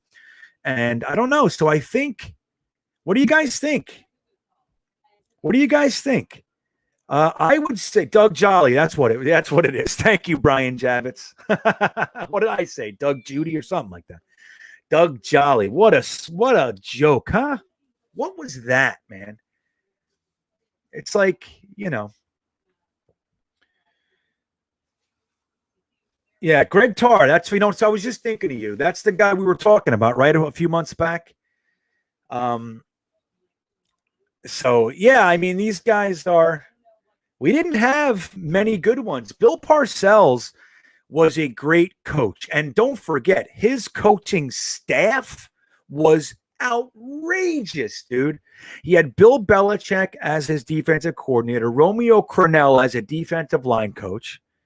He had Charlie Weiss as the offensive coordinator. He had Ron Earhart as the quarterbacks coach, Maurice Carthon as the running backs coach, and on and on and on. Eric Mangini was like a ball boy, like a pencil pusher for dude, they had 5 head coaches on that team. So don't forget, they really coached their asses off those years. Now, we had a great team, but a lot of that team was already here. Don't forget that. Guys like Aaron Glenn and Mo Lewis and Marvin Jones and a lot of others, they were already here. Keyshawn Johnson, Wayne Corbett, those guys were already on the roster. What Bill Parcells did was he took a talented roster, filled out a couple positions, and coached the shit out of them. That's what he did. Made them believers. So Bill Parcells was not a good GM. If anybody wants to argue this point, I'll bring up two items for you. One is we could have had Peyton Manning if Bill Parcells would have just told Archie Manning when he asked him that he was going to take him. If Peyton Manning came out that year in college after his junior year, if Bill Parcells would have guaranteed that he was going to take him, he would have been our quarterback. It's that simple. Bill Parcells said, no, I can't commit to that. And the other thing is when we had the number 1 overall pick, number 1, he didn't take Peyton Manning. Number 2, he didn't take Orlando Pace, and he traded it back and took James Farrier, and all he got for it was Dedrick Ward and a couple other little, Dedrick Ward was a nice player, but come on. That's all you got? So Bill Parcells was not the best GM we've had. Now, where he did do something good was, and I hated it at the time, was he traded Keyshawn Johnson for 2 first-round picks the same year that we got an additional first for Bill Belichick leaving. We got a first and a third for Bill Belichick leaving, going to the Patriots. So we had our own first, the Bill Belichick first. He traded the 2 firsts for Keyshawn, so we had 4 firsts, and they were 4 good picks. John Abraham, Sean Ellis, Chad Pennington, and Anthony Becht was a good first round, for sure. And then he took Lavernius Coles in the 3rd. The rest of that draft is terrible, by the way. There's only 3 other picks or whatever, but it wasn't a good draft. That first round was good. But so I think it was horrible, Bradigan. I think that Joe Douglas, and this is premature, but he looks like he might be the best GM we've ever had. Dick Steinberg was good. And even if he wasn't like he wasn't, fantastic. He was at least supposed to be a GM. Like he earned it, man. He was a good personnel guy. He had earned it. He was supposed to be there. You could say that about Bradway to a degree, but you can't say that about Tannenbaum. You can't say that about Idzik. You can't say that about McCagnon. The last three we've had were accountants. Well, the two of those three were accountants, and one was just a fucking fraud faker. Yeah, that I'll give you, Campione. Parcells changed the culture, no doubt, without question. But he wasn't a good GM. He wasn't good enough with his coaching. And I'm not shitting on the error. I'm not shitting on the era of Bill Parcells, by all means. But don't forget, he lost us Bill Belichick. He lost us Peyton Manning. He lost us Orlando Pace. These are Hall of Fame types for the likes of Al Groh, Dedrick Ward, Leon Johnson, those types of guys, which are good Jets players. I like them. You know what I mean? I liked him. I liked Leon Johnson. Who didn't like Leon Johnson? He was a baller, that guy. Remember him? Good punt returner, good third down back. He was good. Good player. Dedrick Ward had a couple real nice games for us. But come on, dude. If you're going to say, would you take Leon Johnson and Dedrick Ward over Orlando Pace? It's not even a conversation. It's like, what? Yeah, so he might be the best ever. Oh my God, right, Anders? Holy cow, man. I don't know if Socrates he's recording this and he's just trying to get me to say some stupid shit they're gonna put on Twitter or something. I don't know. I don't know your motivation, buddy, but you got me. You got me to say it. Looking at that list, let me tell you. Greg Tarr knows some stuff. If you guys ever need to know any history, Greg Tarr knows his shit. He's been around a while, man. He knows some stuff.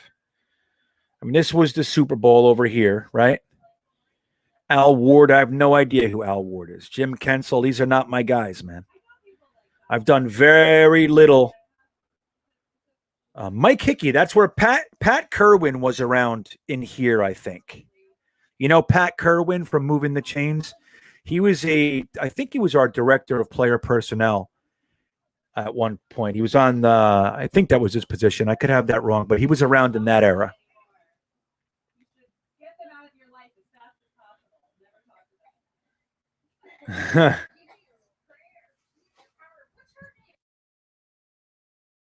Okay. Sorry, I thought I heard my daughter choking. It's important, Yeah, thanks, Ed. John Abraham and Ellis were, dude, you know how fun that was? Now, the only consolation for trading John Abraham away, the only thing that makes it okay, the only thing, because he was the best pass rusher we ever had, not named Mark Gastineau or Joe Klecko, without question. The only thing that makes it okay is that on the backs of that, we got Nick Mangold. It was a direct trade. We used the pick we got for John Abraham on Nick Mangold. So you can't complain because Nick Mangold was a beast. Beast. And he's a Jets fan right now. He's a Jets fan. He stayed. He stayed right here with us. You know what I mean? Yeah. Well, this is a good point, from Wolves. It's inconclusive. Right. We don't have much, he could literally shit the bed this year and we could be like, oh my God. And let me say this for the record. Yeah, right, Steve Engel. So he was 90s. I don't know I think he might have came on right with Hickey though. I might have that. Let me see, where's Hickey? 88. Yeah, like he's right there. I know he was with Dick Steinberg and I'm pretty sure he was there during Walton. So right in here. So Hickey and I think Mike Hickey was our we're still here. Dick Haley, holy shit. These names, man. Jesus. Ugh. Dick Haley. So for the record, John Idzik's plan was perfect. His plan, he's doing exactly what Joe Douglas did. He took Mike Tannenbaum's mess. And don't forget, Mike Tannenbaum sold the future for the present. It almost worked. He got us close, so you can't fault him for it. But he left us with a mess. So many contracts. We had no cap space, nothing. So what John Idzik did was he got rid of some people. He knew we weren't going to compete right away. Got rid of Revis, got good value for Revis after his knee surgery. And he cleaned it up, created like 70 million, 80, 90 million dollars in cap space, gained 4 comp picks in the process. So he had 12 draft picks, 2 firsts. Like he did a good job. His problem was he didn't know anything about player selection, player evaluation, and he let Rex Ryan do it. All right, good, Socrates. I'm with you. Thank you, buddy. So, like, that's the thing. Like, John Idzik actually had a pretty sound plan. And that's the problem, is that, you know, we didn't have anybody in the building that could pick players. Don't forget, Rex Ryan used a 6th-round pick on Taj, whatever is the quarterback from Clemson, because his son was friends with him. Like that, what the fuck? What is that? The Seattle Seahawks are finding gems in the 6th round. Patriots are finding gems, and the Ravens in Pittsburgh, they're finding, you know, Antonio Browns and Richard Shermans in late round. Like, we're giving them away because Rex Ryan's friends with Taj Mahal or whatever his name was. Taj Boyd, maybe? Right? You out of here, Jude? Have a good night, buddy. Thanks, Brad, again. Yeah, Boyd. Jude, you're the shit. Have a great night, kid.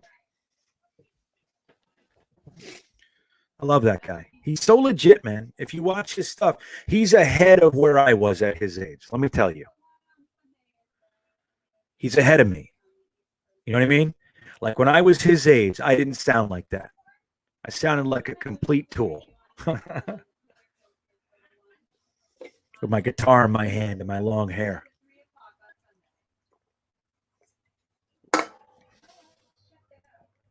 So let's talk about this for a few minutes. What do you guys think of the new signings today? So let's see here. We signed a couple guys. We re-signed Barrett, right? Bear with me. I'm going to pull up an article here for you guys. Hold on. We'll take a look. You hear about Phillip Adams, man, killing people? I don't even want to talk about it too much, but that I was blown away by that. Blown away. Blown away, man. I can't even believe this shit's real sometimes, what we're dealing with in this world. But that was surprising. He's a former Jet. Not very long, but anyway. So the Jets signed. I'm going to pull this up for you guys. That was incredible. Taj Boyd, right. Rex Ryan's son played with Taj. What's his name on Clemson, I think. Yeah, exactly, Stanley. That's what I was referencing. And don't you look, like Rex Ryan was a terrible player evaluator. Like he was a good coach. If you left him, like if you can't compartmentalize what Rex Ryan was supposed to be doing, he was supposed to be the leader of men into battle. That was what Rex Ryan was good. He was smart. He knew how to schematically beat an offense. He knew how to do it. He was he was game intense. He would figure you out during the game. He was good like that. He was a smart defensive coach. The problem is he wanted nothing to do with the offense, pretended he did, but he had no interest, which is not a head coach. And number 2 is he wanted to pick the players, wanted to buy the groceries, and he didn't know how to do it. Quentin Copels. You know what I mean?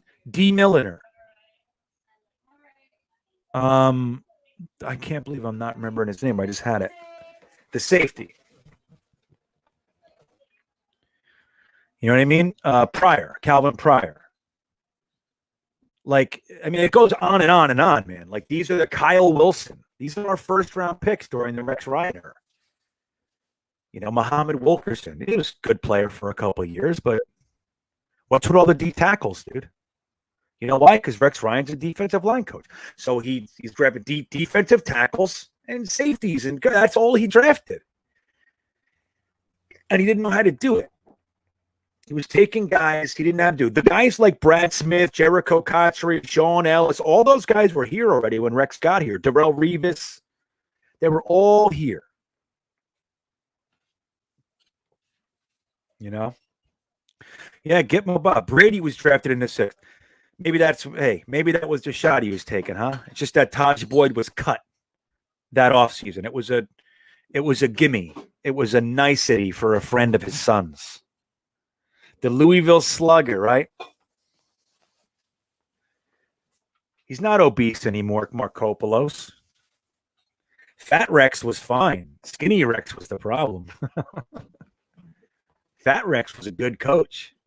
Remember him running down the sideline when Sean Green's running into the end zone? He was the best. Remember when we came into the first AFC Championship game, we were playing in Indianapolis against the Peyton Manning-led Colts. And there's a video of this. I've seen it. The crowd's booing the Jets as we're coming in. And Rex Ryan is as fat as he's ever been. He's literally round. He's wearing that sweater vest, like the white sleeves and the black sweater vest that he used to wear with the hat. And he's running in the stadium. He's like, "That's right. Fuck you. The Jets are coming. Here come the Jets." And that's what he was doing. Like, how do you not love that? Here comes the Jets. Got something for you. He's yelling at the fans as he's running in the stadium. Like, man, I wanted that one to work. Fat Skinny Rex liked feet, Greg. He didn't lose that in his weight loss. But that was the best. Like, dude, if there was ever a coach that gave us like that pride from the depths, it was Rex Ryan. He was proud to be a Jets head coach. He was like, nope, I want above everybody else. The Jets. His dad coached here. He remembered being a little kid on the sidelines in the Jets. You know what I mean? He wanted it. Yelling, "That's right. Here come the Jets." I was so proud. I couldn't take it. Like, this guy's the greatest thing that's ever happened to us. And he was. And then it went to shit because we didn't have a GM. So we signed, I'm sorry, let me share this with you. The NFL Roundup. Let's just take a quick look at this. We'll do a couple things over here. Play like a Jet, right, buddy? You see it. I see you. I see you, Brian. Slapdick. That's one of my favorite words in the whole world. Slapdick. Well, no, slapdick teams. I use that word too much, actually. Slapdick. So here we are, right? So here we go. So the New York Jets announced Thursday that it has re-signed special teams player Bennett Jackson, who actually has more potential than specifically special teams. He does. He's a hidden gem if somebody develops him properly. Jackson saw action in 4 games in New York with 48 special team snaps prior to being placed on injured reserve with a hamstring injury. Another one. Jackson was drafted by the Giants in the 6th round of 2014 and has been seen playing time. The Giants, Ravens, and Jets, having joined the latter in 2019 off waivers from Baltimore. Corey Levin, right? Interior offensive lineman, was a 6th round selection of the Titans in 2017 and played all 16 games for Tennessee. In 2018 with 1 start. Thereafter, he spent time with the Broncos, Bears, and Patriots. What else we got? Nothing.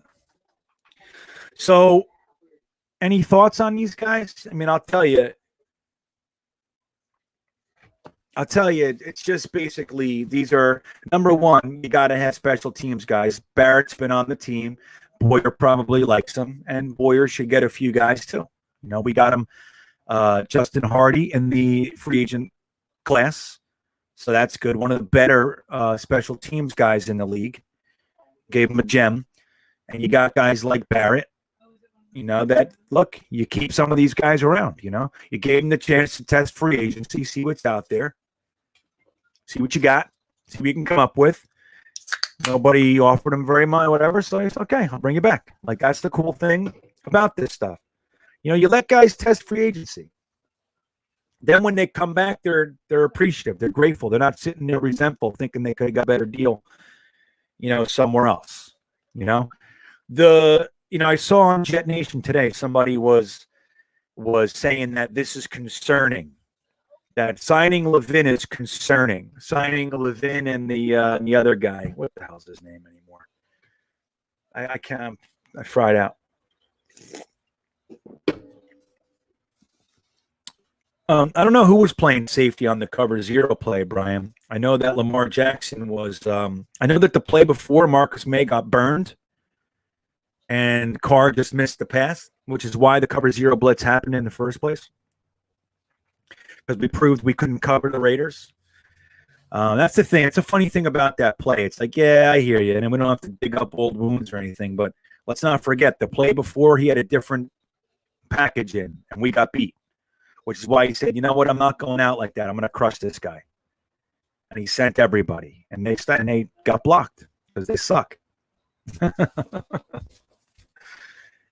And then poor Lamar Jackson, the undrafted rookie, was in coverage. He bit. He wasn't ready for that. He was never supposed to be out there.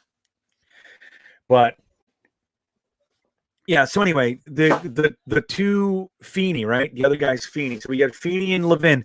This doesn't mean anything, guys. It's just like, don't forget, we sign guys to go into camp with. You want to grab the best possible group of guys that you can using the money that you have available and the draft picks that you have. I fully expect Joe Douglas to grab at least 2 offensive linemen in the draft. We already have Cam Clark, who was switching from tackle to guard last season, in addition to the injuries, in addition to the no training camp and preseason. I wouldn't worry about Cam Clark. If you have any questions, go back and look over some game tape. The guy's an absolute animal. I'm hoping he plays on the left side next to Becton. That's what I would love. I would love him and Becton over there together and just ruin people's day. So we had, and then we have guys like Alex Lewis and Greg Van Roten, who probably shouldn't be starting, although Van Roten did look much better toward the end of the year. Alex Lewis fell off a cliff, which is why Elflein was in and all that. But the goal is to have top-tier starters with reserves that could play in the NFL. So if they come in for a week or 2 weeks or 3 weeks, that they can hold their own. That's what you want. You want there to be as little drop-off as you can, as you can make. Right? I have. So if you have, let's say, Becton, Cam Clark as your starters, who I believe in, by the way. Then you have Creed Humphrey and McGovern on the right side and George Fant with Alex Lewis, Greg Van Roten, Jumi Edogan, another tackle that we draft, whatever, playing swing tackle and developing in the pipeline, a couple guys on the practice squad. That's a fantastic situation. If you have guys at the caliber of Alex Lewis and Greg Van Roten sitting on your bench, because you remember, there's a cap to how good your bench guys can be. Because if they're any better, they're going to go make some money, right? So I don't know if those guys will be here. Like Alex Lewis, you can get some cap space back with some of these cuts, right? But if Joe Douglas needs it, he can do that. But if he doesn't, he's going to keep them.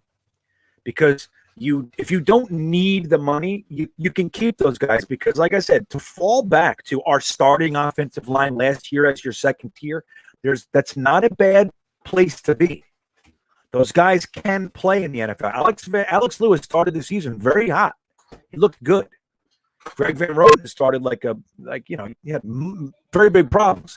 he settled in. Alex Lewis fell off a cliff. So those guys clearly they can't hold up for a whole season. But if they come in after for 2 games because somebody has a pull, it's not too bad. You know what I mean? Yeah, our same thing, right, Markopoulos? So if you do Becton, Clark, McGovern, Vera Tucker, and Fant, yeah, that's I don't top 10, I don't know, but I think it would be above the average, yeah. And it all depends on our coaching and our schemes and all that sort of stuff. But that's a good offensive line. And then you draft somebody like a Tevin Jenkins or somebody a little bit later. A tackle a little bit later in the draft. I don't know who. I don't know. Eichenberg. Some of these guys, and you have them developing in your pipeline. That's the whole goal: is to have these guys that you draft in the 4th to 7th round that are sitting behind entrenched starters for the day that they want to get paid. You let them leave, and the other guy's been sitting on the bench for 2 years. He knows your system inside and out. He's fresh as fresh can be, and he steps in and kicks everybody's ass for 3 years. When he wants to get paid, the next guy's up. That's the way the Ravens do it. That's the way the Steelers do it. That's the way the Patriots do it. And then not for nothing, you get comp picks because that's what's going on. That's how you do it, man. That's how it goes. Joe Douglas has placed a premium on the late round picks. He has 9 5th and 6th round picks in the next 2 years. 9. That's 4 in one, 5 in the other. You think he's planning to do something? He knows the importance of pipeline. Larry Jackson, right, Rusty Spooner? How'd I forget him? One of my faves in the whole draft. I don't want him in the first round or anything, but I like his potential.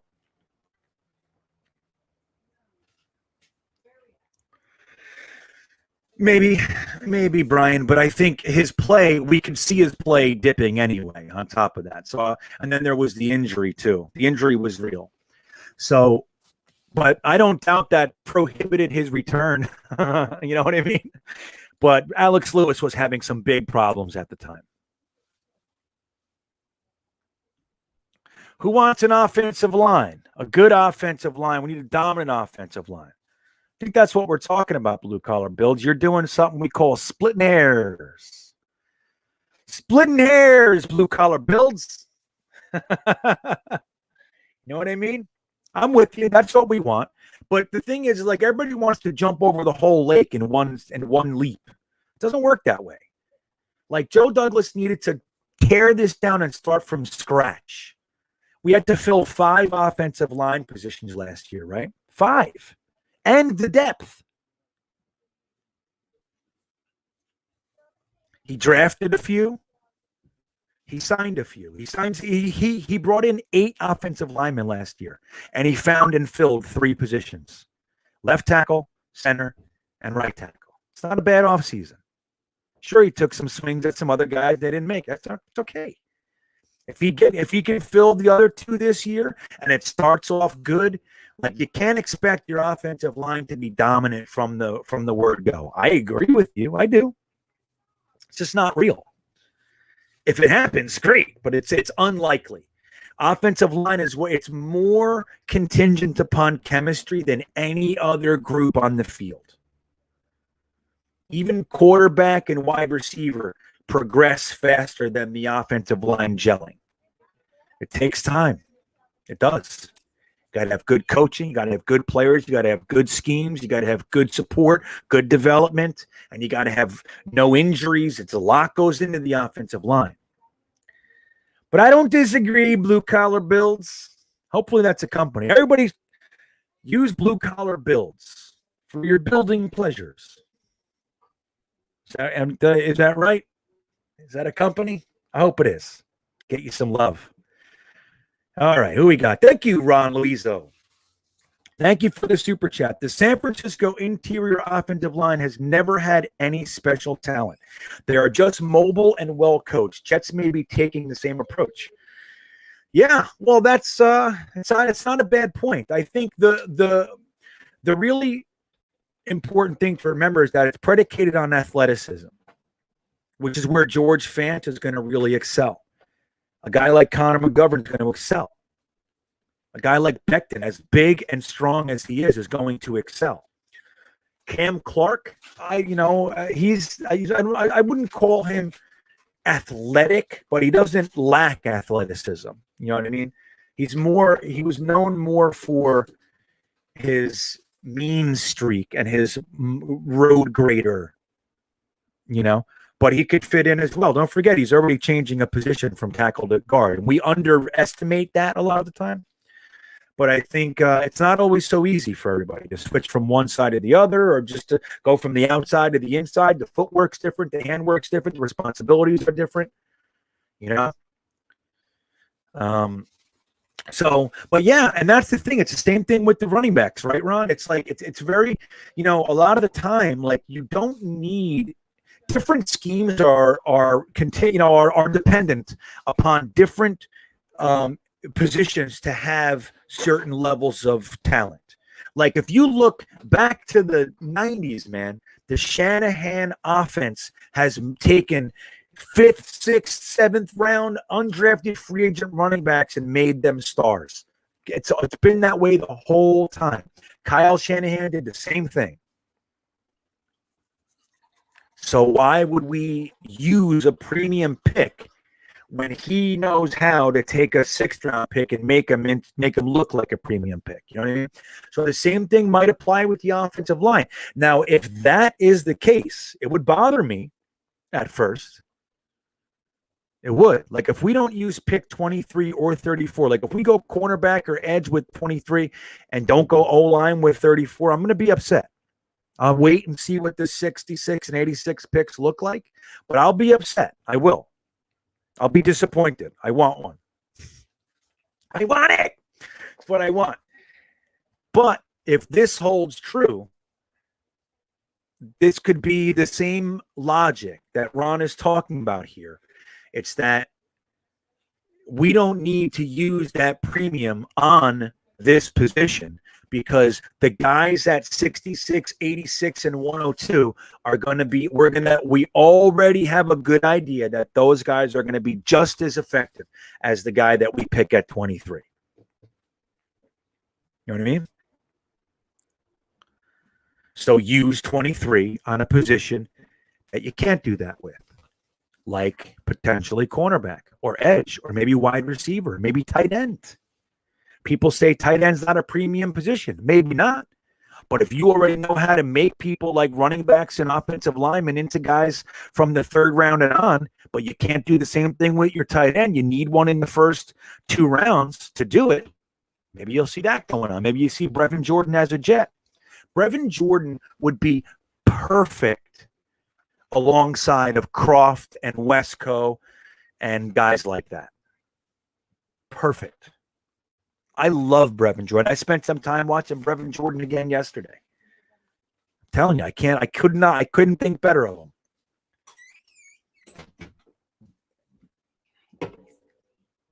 Your smoothie, I'm done in 3 minutes. Just wait 5 minutes. My wife wants to make a smoothie. We're almost done here. Isn't this crazy? Yeah, he is jet life. If you guys haven't seen the interview with Top Billin in my most recent podcast, it's the podcast that's labeled Jets Fans Are Wrong on Sam.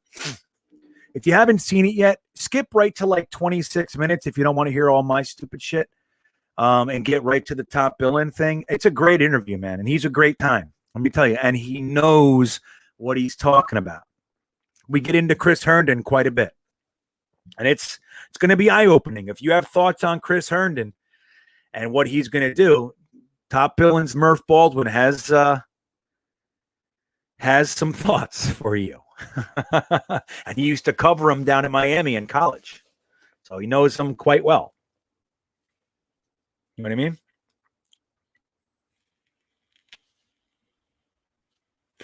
So anybody got something to sound? Who's the hump? What does that mean? The smoothie sound. Wait, all right, they're talking smoothies over here. Let me see. Let me make my smoothie. They want to hear it. Hold on. The smoothie sound isn't that bad, to be honest. I've been here when she's made it. Mikey Mouse. Pour the smoothie over your head. This guy poured a smoothie on his head. Who else cannot wait for the draft? Me too, Liam. I'm telling you. The blender sound. I'm an idiot. No, we got you. Go ahead. You guys want to hear the smoothie sound? It's for Mikey Mouse. Go ahead. Make it. Is it bad? It's not working?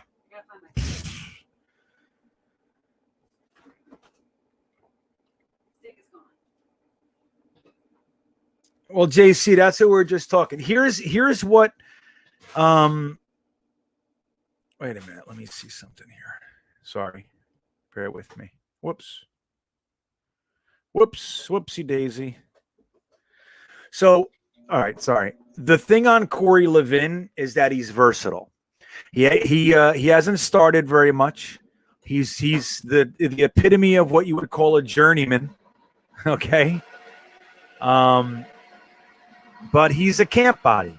He's somebody to bring in to compete. That's what he is.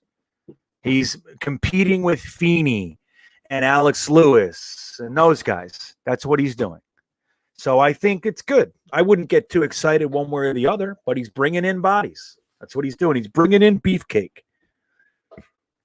Smoothie time is the best, Green Bean. It is a reminder. Wait, where'd it go? Where'd it go? It just went. It is a reminder that it's a real world out there. Yes, it is, Eric Craig. You're a funny guy. That's good. Alex Cotter says, you got to pulse that smoothie machine. You're not doing it right. No, I got a Vitamix. It's a Vitamix, Cotter. She knows what she's doing. She's got a serious thing over here. She knows what she's doing. He still says you got to pulse it. I feel Alex knows his shit. I feel like you'd be much happier with the pulse. I almost spit my smoothie.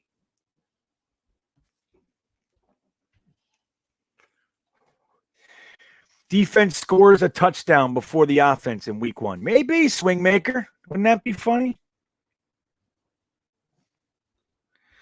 Stanley, is that it? Is that true? Corey Levin is a friend of Zach's. They played together on BYU freshman team. I find that hard to believe because he was drafted in 2017. Is that 18, 19, 20, 21? I don't know. I'm not saying they're not friends. I don't know if that math adds up, but math ain't my thing. P. Ryan's not getting cut. I'm going to tell you guys right now. I would be very surprised if LaMichael P. Ryan got cut. Okay? LaMichael P. Ryan was a Joe Douglas pick, his first 4th-round pick last year. LaMichael P. Ryan is a very good all-purpose back. He's the hard yards guy. He's a great team guy. He's faster than you think. He's known for being slow. Ran like a 4.6, 40, something like that. On the field, he's faster. He's also the guy that carried Jamal Adams and a bunch of his teammates about 15 yards. Remember that? Against LSU?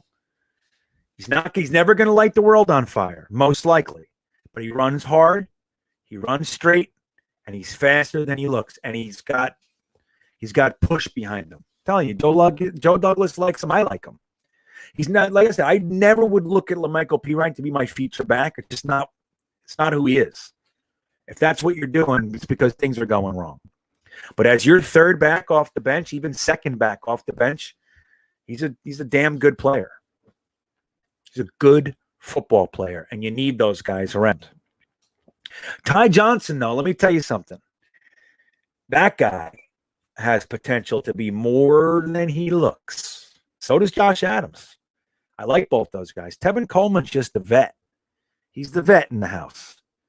You just keep those 4 guys around. You don't even draft one. If you do, you bring in Kylan Hill or Kenneth Gainwell or Jarrett Patterson, and you call it a day, and you let one of those guys go. Maybe Josh Adams. You know what I mean? But Ty Johnson he's got potential. I like Josh Adams. I do. I'd rather just not draft a running back and use the pick on something else.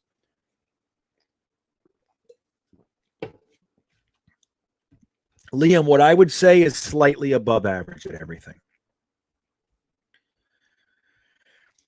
Let me tell you something, James. Hoyer isn't even on the roster, so I wouldn't worry about that. You know what I mean? That's right. That's right. Don't forget that. He also got Elfline, too. Like, Elfline, you know, he wasn't lighting the world on fire or anything, but he's one of those guys like the Panthers saw. He got him off the scrap heap, and the Panthers just gave him $13 million for 3 years, whatever it is. You know what I mean? So Joe Douglas sees things. His really one of his best scouting jobs so far is George Fant. No one was looking at George Fant. Everybody's looking at Conklin and a few other guys. And Joe Douglas went and grabbed George Fant, who's never started at right tackle before. That's putting faith in your own ability to scout players. And George Fant played well last year. He was not an issue last year. And he's going to be a major piece this year. Don't forget, George Fant was voted team captain last year by his peers. That's the kind of influence that he brought to the team. So Joe Douglas pulls this guy, George Fant, out of his ass, a tight end for Seattle. He's caught touchdown passes, this guy. And he said, you're going to be my starting right tackle. And he was. And he wasn't a liability at all. And he's made for the open zone, the wide zone. Dude, he's made for it. I'm telling you, man. We got some shit going on. We got a guy in the house. We have a bunch of guys in the house that know what they're looking at. Phil Savage, Rex Hogan, Chad Alexander, Joe Douglas, Robert Saleh, Mike LaFleur. These guys are Ulbrich. These guys have been around football their whole life. The offensive line coach that we got from the Niners, he's one of the most well-respected line coaches in the league. The fact that Saleh got him to come with him is a coup. It's a coup. Yeah, Tommy, I don't know. I mean, look, I like a lot of the running backs, but I would say no. Let's see what we got. It's not a need. Now, somebody crazy like if you look, Kenneth Gainwell is, by a lot of people's estimation, is the third back in this draft, right? A lot of people feel that way. Now, if he's sitting there in the middle of the fourth round, maybe you're like, I don't think I could pass. Maybe you can't pass it. I don't know. But outside of something like that, I don't see it. I don't see it, man. I don't see the need. As much as I like these running backs, and I want one, I do. I want some, I want that excitement. I love running backs. I come from a different time and place, man. Running backs were the kings. It's a different time. But this particular offensive system that it looks like we might be running makes stars out of losers. That's what it does. Look at Mostert. Come on. He was on our practice squad. Look at Kalen Balazs. Got cut by Miami. We were going to trade. He failed his physical. Then he comes to us and he fucking blows that block. We end up cutting him. He goes to San Francisco and looks like a superstar. And they let him go. You want to know why? Because they don't need him. You can do that with anybody. It's their system. Right. And that's a good point. And if we're ready to contend for the playoffs and we know that there's a running back in there that pick, and with our second round pick, he can change the offense. So he's like a leg above everybody. Okay. Now we're talking. This year, this is a foundational year. We found 3 offensive linemen and a starting wide receiver last year. We found a starting cornerback, a starting safety last year, and we got some very nice developmental pieces last year. Dude, he did a good job. He did. I'm happy with it. Denzel Mims, if anybody on here is down on Denzel Mims or you're like, iffy, I'm telling you, wait. I watched more tape on Denzel Mims than almost anybody else last year. The only other wide receiver I watched more on was Laviska Shenault. And I love Laviska Shenault. And he's a stud. Make no mistake. But Denzel Mims, I couldn't believe it. And if you say, well, there must be a reason why he was sliding. Yeah, Michael Thomas was found in the 3rd round. Terry McLaurin was found in the 3rd round. There are plenty Plenty of great world-class receivers and other positions that are found in the 3rd, 4th, 5th round, man. Believe me. Teams get caught up in analytics. Well, let me tell you this. Mims has never really had an injury problem before. He had one wrist injury, which is where like he had wrist surgery, broken hand, something, broken wrist, and he dropped a few passes, and people started labeling him without good hands. Mims' hands are exceptional. He had a broken wrist. He's never had an injury problem before he came here. Don't forget what Joe Douglas did in the offseason. He watched half of his draft class not make it on the field week 1. He said, fuck this. And he changed the entire medical structure for the New York Jets. He didn't just fire Justice and hire another trainer. He did that. If you haven't looked into that, look into it. It's one of the greatest things that's happened in the past 5 years for the Jets. So we're working on our injuries, man. It's called player-specific training. BST. I don't know. Something like that, though. So, all right, one more. We have a lot of picks. If the value at another position isn't there, we would definitely grab a 4 or later round running back, grab a stud next year, too, to do it well. Yeah, it's possible. Like I said, like it's possible. Anything's possible, but I don't think the need is there. I think the need is to grab a bunch of big bodies. Well, and like this particular team needs offensive linemen, linebackers, cornerbacks. You need a tight end or two. Obviously, a quarterback.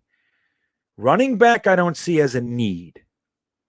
And like Mikey's saying, it ends up that way. But we grabbed the running back last year, too. I don't know.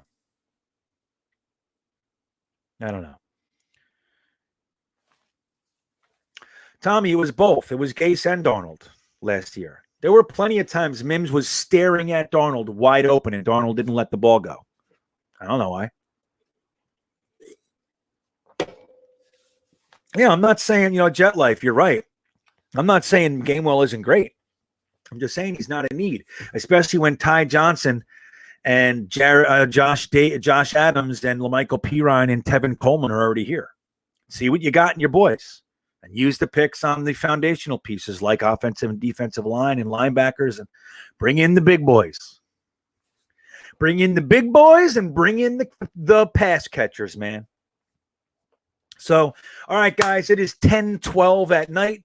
You're just such rock stars. It doesn't even feel like a long time, does it? It feels like we just started. I could do this for another hour. I could. Easy. Without a problem. But I want to thank you. I think this is incredible. I'll thank everybody with the super chats. I sincerely appreciate it. It helps me out more than you know out here on the road. So I appreciate that. We will be, let's see, today's Thursday. Shit, man. Happened so fast. I'll be putting my next podcast out. I think I'm working on my big board. And I'm working on some positional rankings. The next couple of weeks is I'm gonna shift my focus to like being pretty draft specific, draft centric.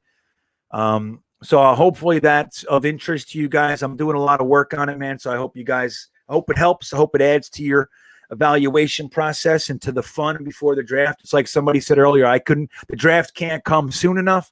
I hear you. I do. But me, I love this time of year. I love speculation. I love dissecting theories, and I love it. Love it, love it, love it. Partially because we suck so bad, there's nothing else for me to love. So it's kind of by necessity. But I really do. Like, I just so enjoyed learning about how to evaluate players and what to look for with specific positions and certain systems. And I'm a novice in a lot of respects. Like, I know my shit, but like there are just corridors and cavernous layers to this stuff that I don't know yet, and I'm still learning. And I like to learn that stuff and share it with you. So I hope it can add to your process. And if you ever have any thoughts, anybody who's been around for a little bit, man, you guys know I try my best to respond to you guys if you write to me. I get mock drafts all the time. I try real hard to look at them and give you guys my thoughts, and it's getting harder. It is, I'm getting thousands of comments, but which I love. I love it. But I do my best. I always try. I spend a few hours a week just, sitting down, talking to you guys, writing back, all that kind of stuff. So I really, Liam, I can. Thank you. I appreciate it. Yeah, if you guys get the chance, throw me a like. It helps. It helps with the algorithm. YouTube knows, hey, this guy, people like him, If it takes a second, if you haven't subbed, please give me a sub. It's very easy. Click, and it's a sub, and we're done. If you want to be notified when I'm making new stuff, hit that little bell icon at the top, and you'll be forewarned that I've put something out or I have a live stream coming or whatever it is. And then the other thing is, if you guys get the chance, if you have the interest, you have the desire to support me in any other way, I have another YouTube page called Full-Time Coaster Tour. I just put up 2 new videos of Six Flags over Georgia, where I'm traveling around the country trying to ride every roller coaster with my family and my wife and kids before I run out of money, because I don't have an income. I quit it all to ride the roller coaster. So you can help me out over there with a sub. Full-Time Coaster Tour. If you like the content, give me a like. But yeah, man, I appreciate it. I appreciate hanging with you. I sincerely like my time with you guys. Like, sub, and let me know what you think. If you guys ever need anything or anything like that, just let me know. Okay, with that, let's call this one a day, huh? Have a good night, everybody.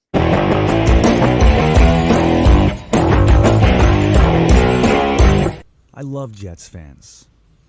You name one other organization that deals with the shit that we deal with and is still this passionate. Sure, you got the little segments, the dog pound.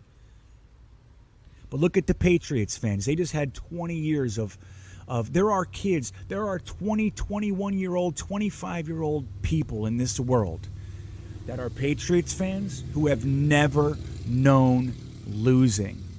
Never in their entire lifetime. They were born into this Belichick-Brady thing, and they have consistently won. They've won 6 Super Bowls. They've been to 9 or whatever it is.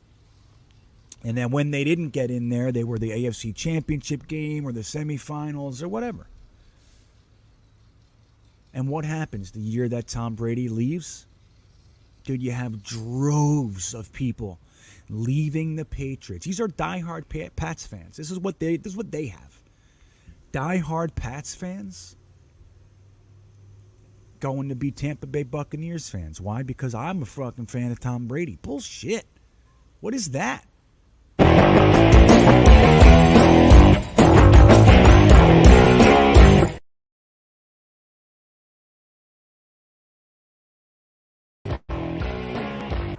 So he wore a brown tie. He thought he was smart. He thought he was slick. He thought he was going to fit right in with the new fans. He wanted to endear himself. And then, as we've all seen that video, the Browns take Baker Mayfield. The Giants take Saquon Barkley. Barkley? That didn't feel right. It was like in the back of my brain. Something happened. Something was wrong, GreenBean. Don't move on. So the Giants take Saquon Barkley, and what does Sam Darnold do? You've seen it. He leans over, he looks at Josh Allen, he says, "This is crazy. It's pick 3, dude. I'm wearing a fucking brown tie. I'm wearing a brown tie. The Browns took Baker Mayfield first, and then the Giants took a running back at the 2nd overall pick. They're not supposed to do that anymore. They're not supposed to do that. This is crazy," he said to Josh Allen. Josh Allen said, "Whatever, pretty boy. Whatever. You're wearing a brown tie like a moron. You should have wore something neutral. Pink."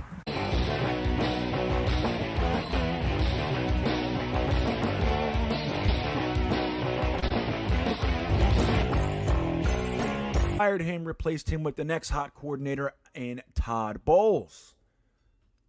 He was the next big thing. Todd Bowles and his hybrid linebackers and all that sort of stuff. Remember? He was the hot guy. Hired Todd Bowles. He sucked. And then we went to the previous head coach route. So we only like to hire head coach. If they have experience, we like to make sure that they're fired first. We want to make sure that their previous gig was a complete flop, and then we'll take them. We don't want anybody who's kind of, on a high note or anything like that.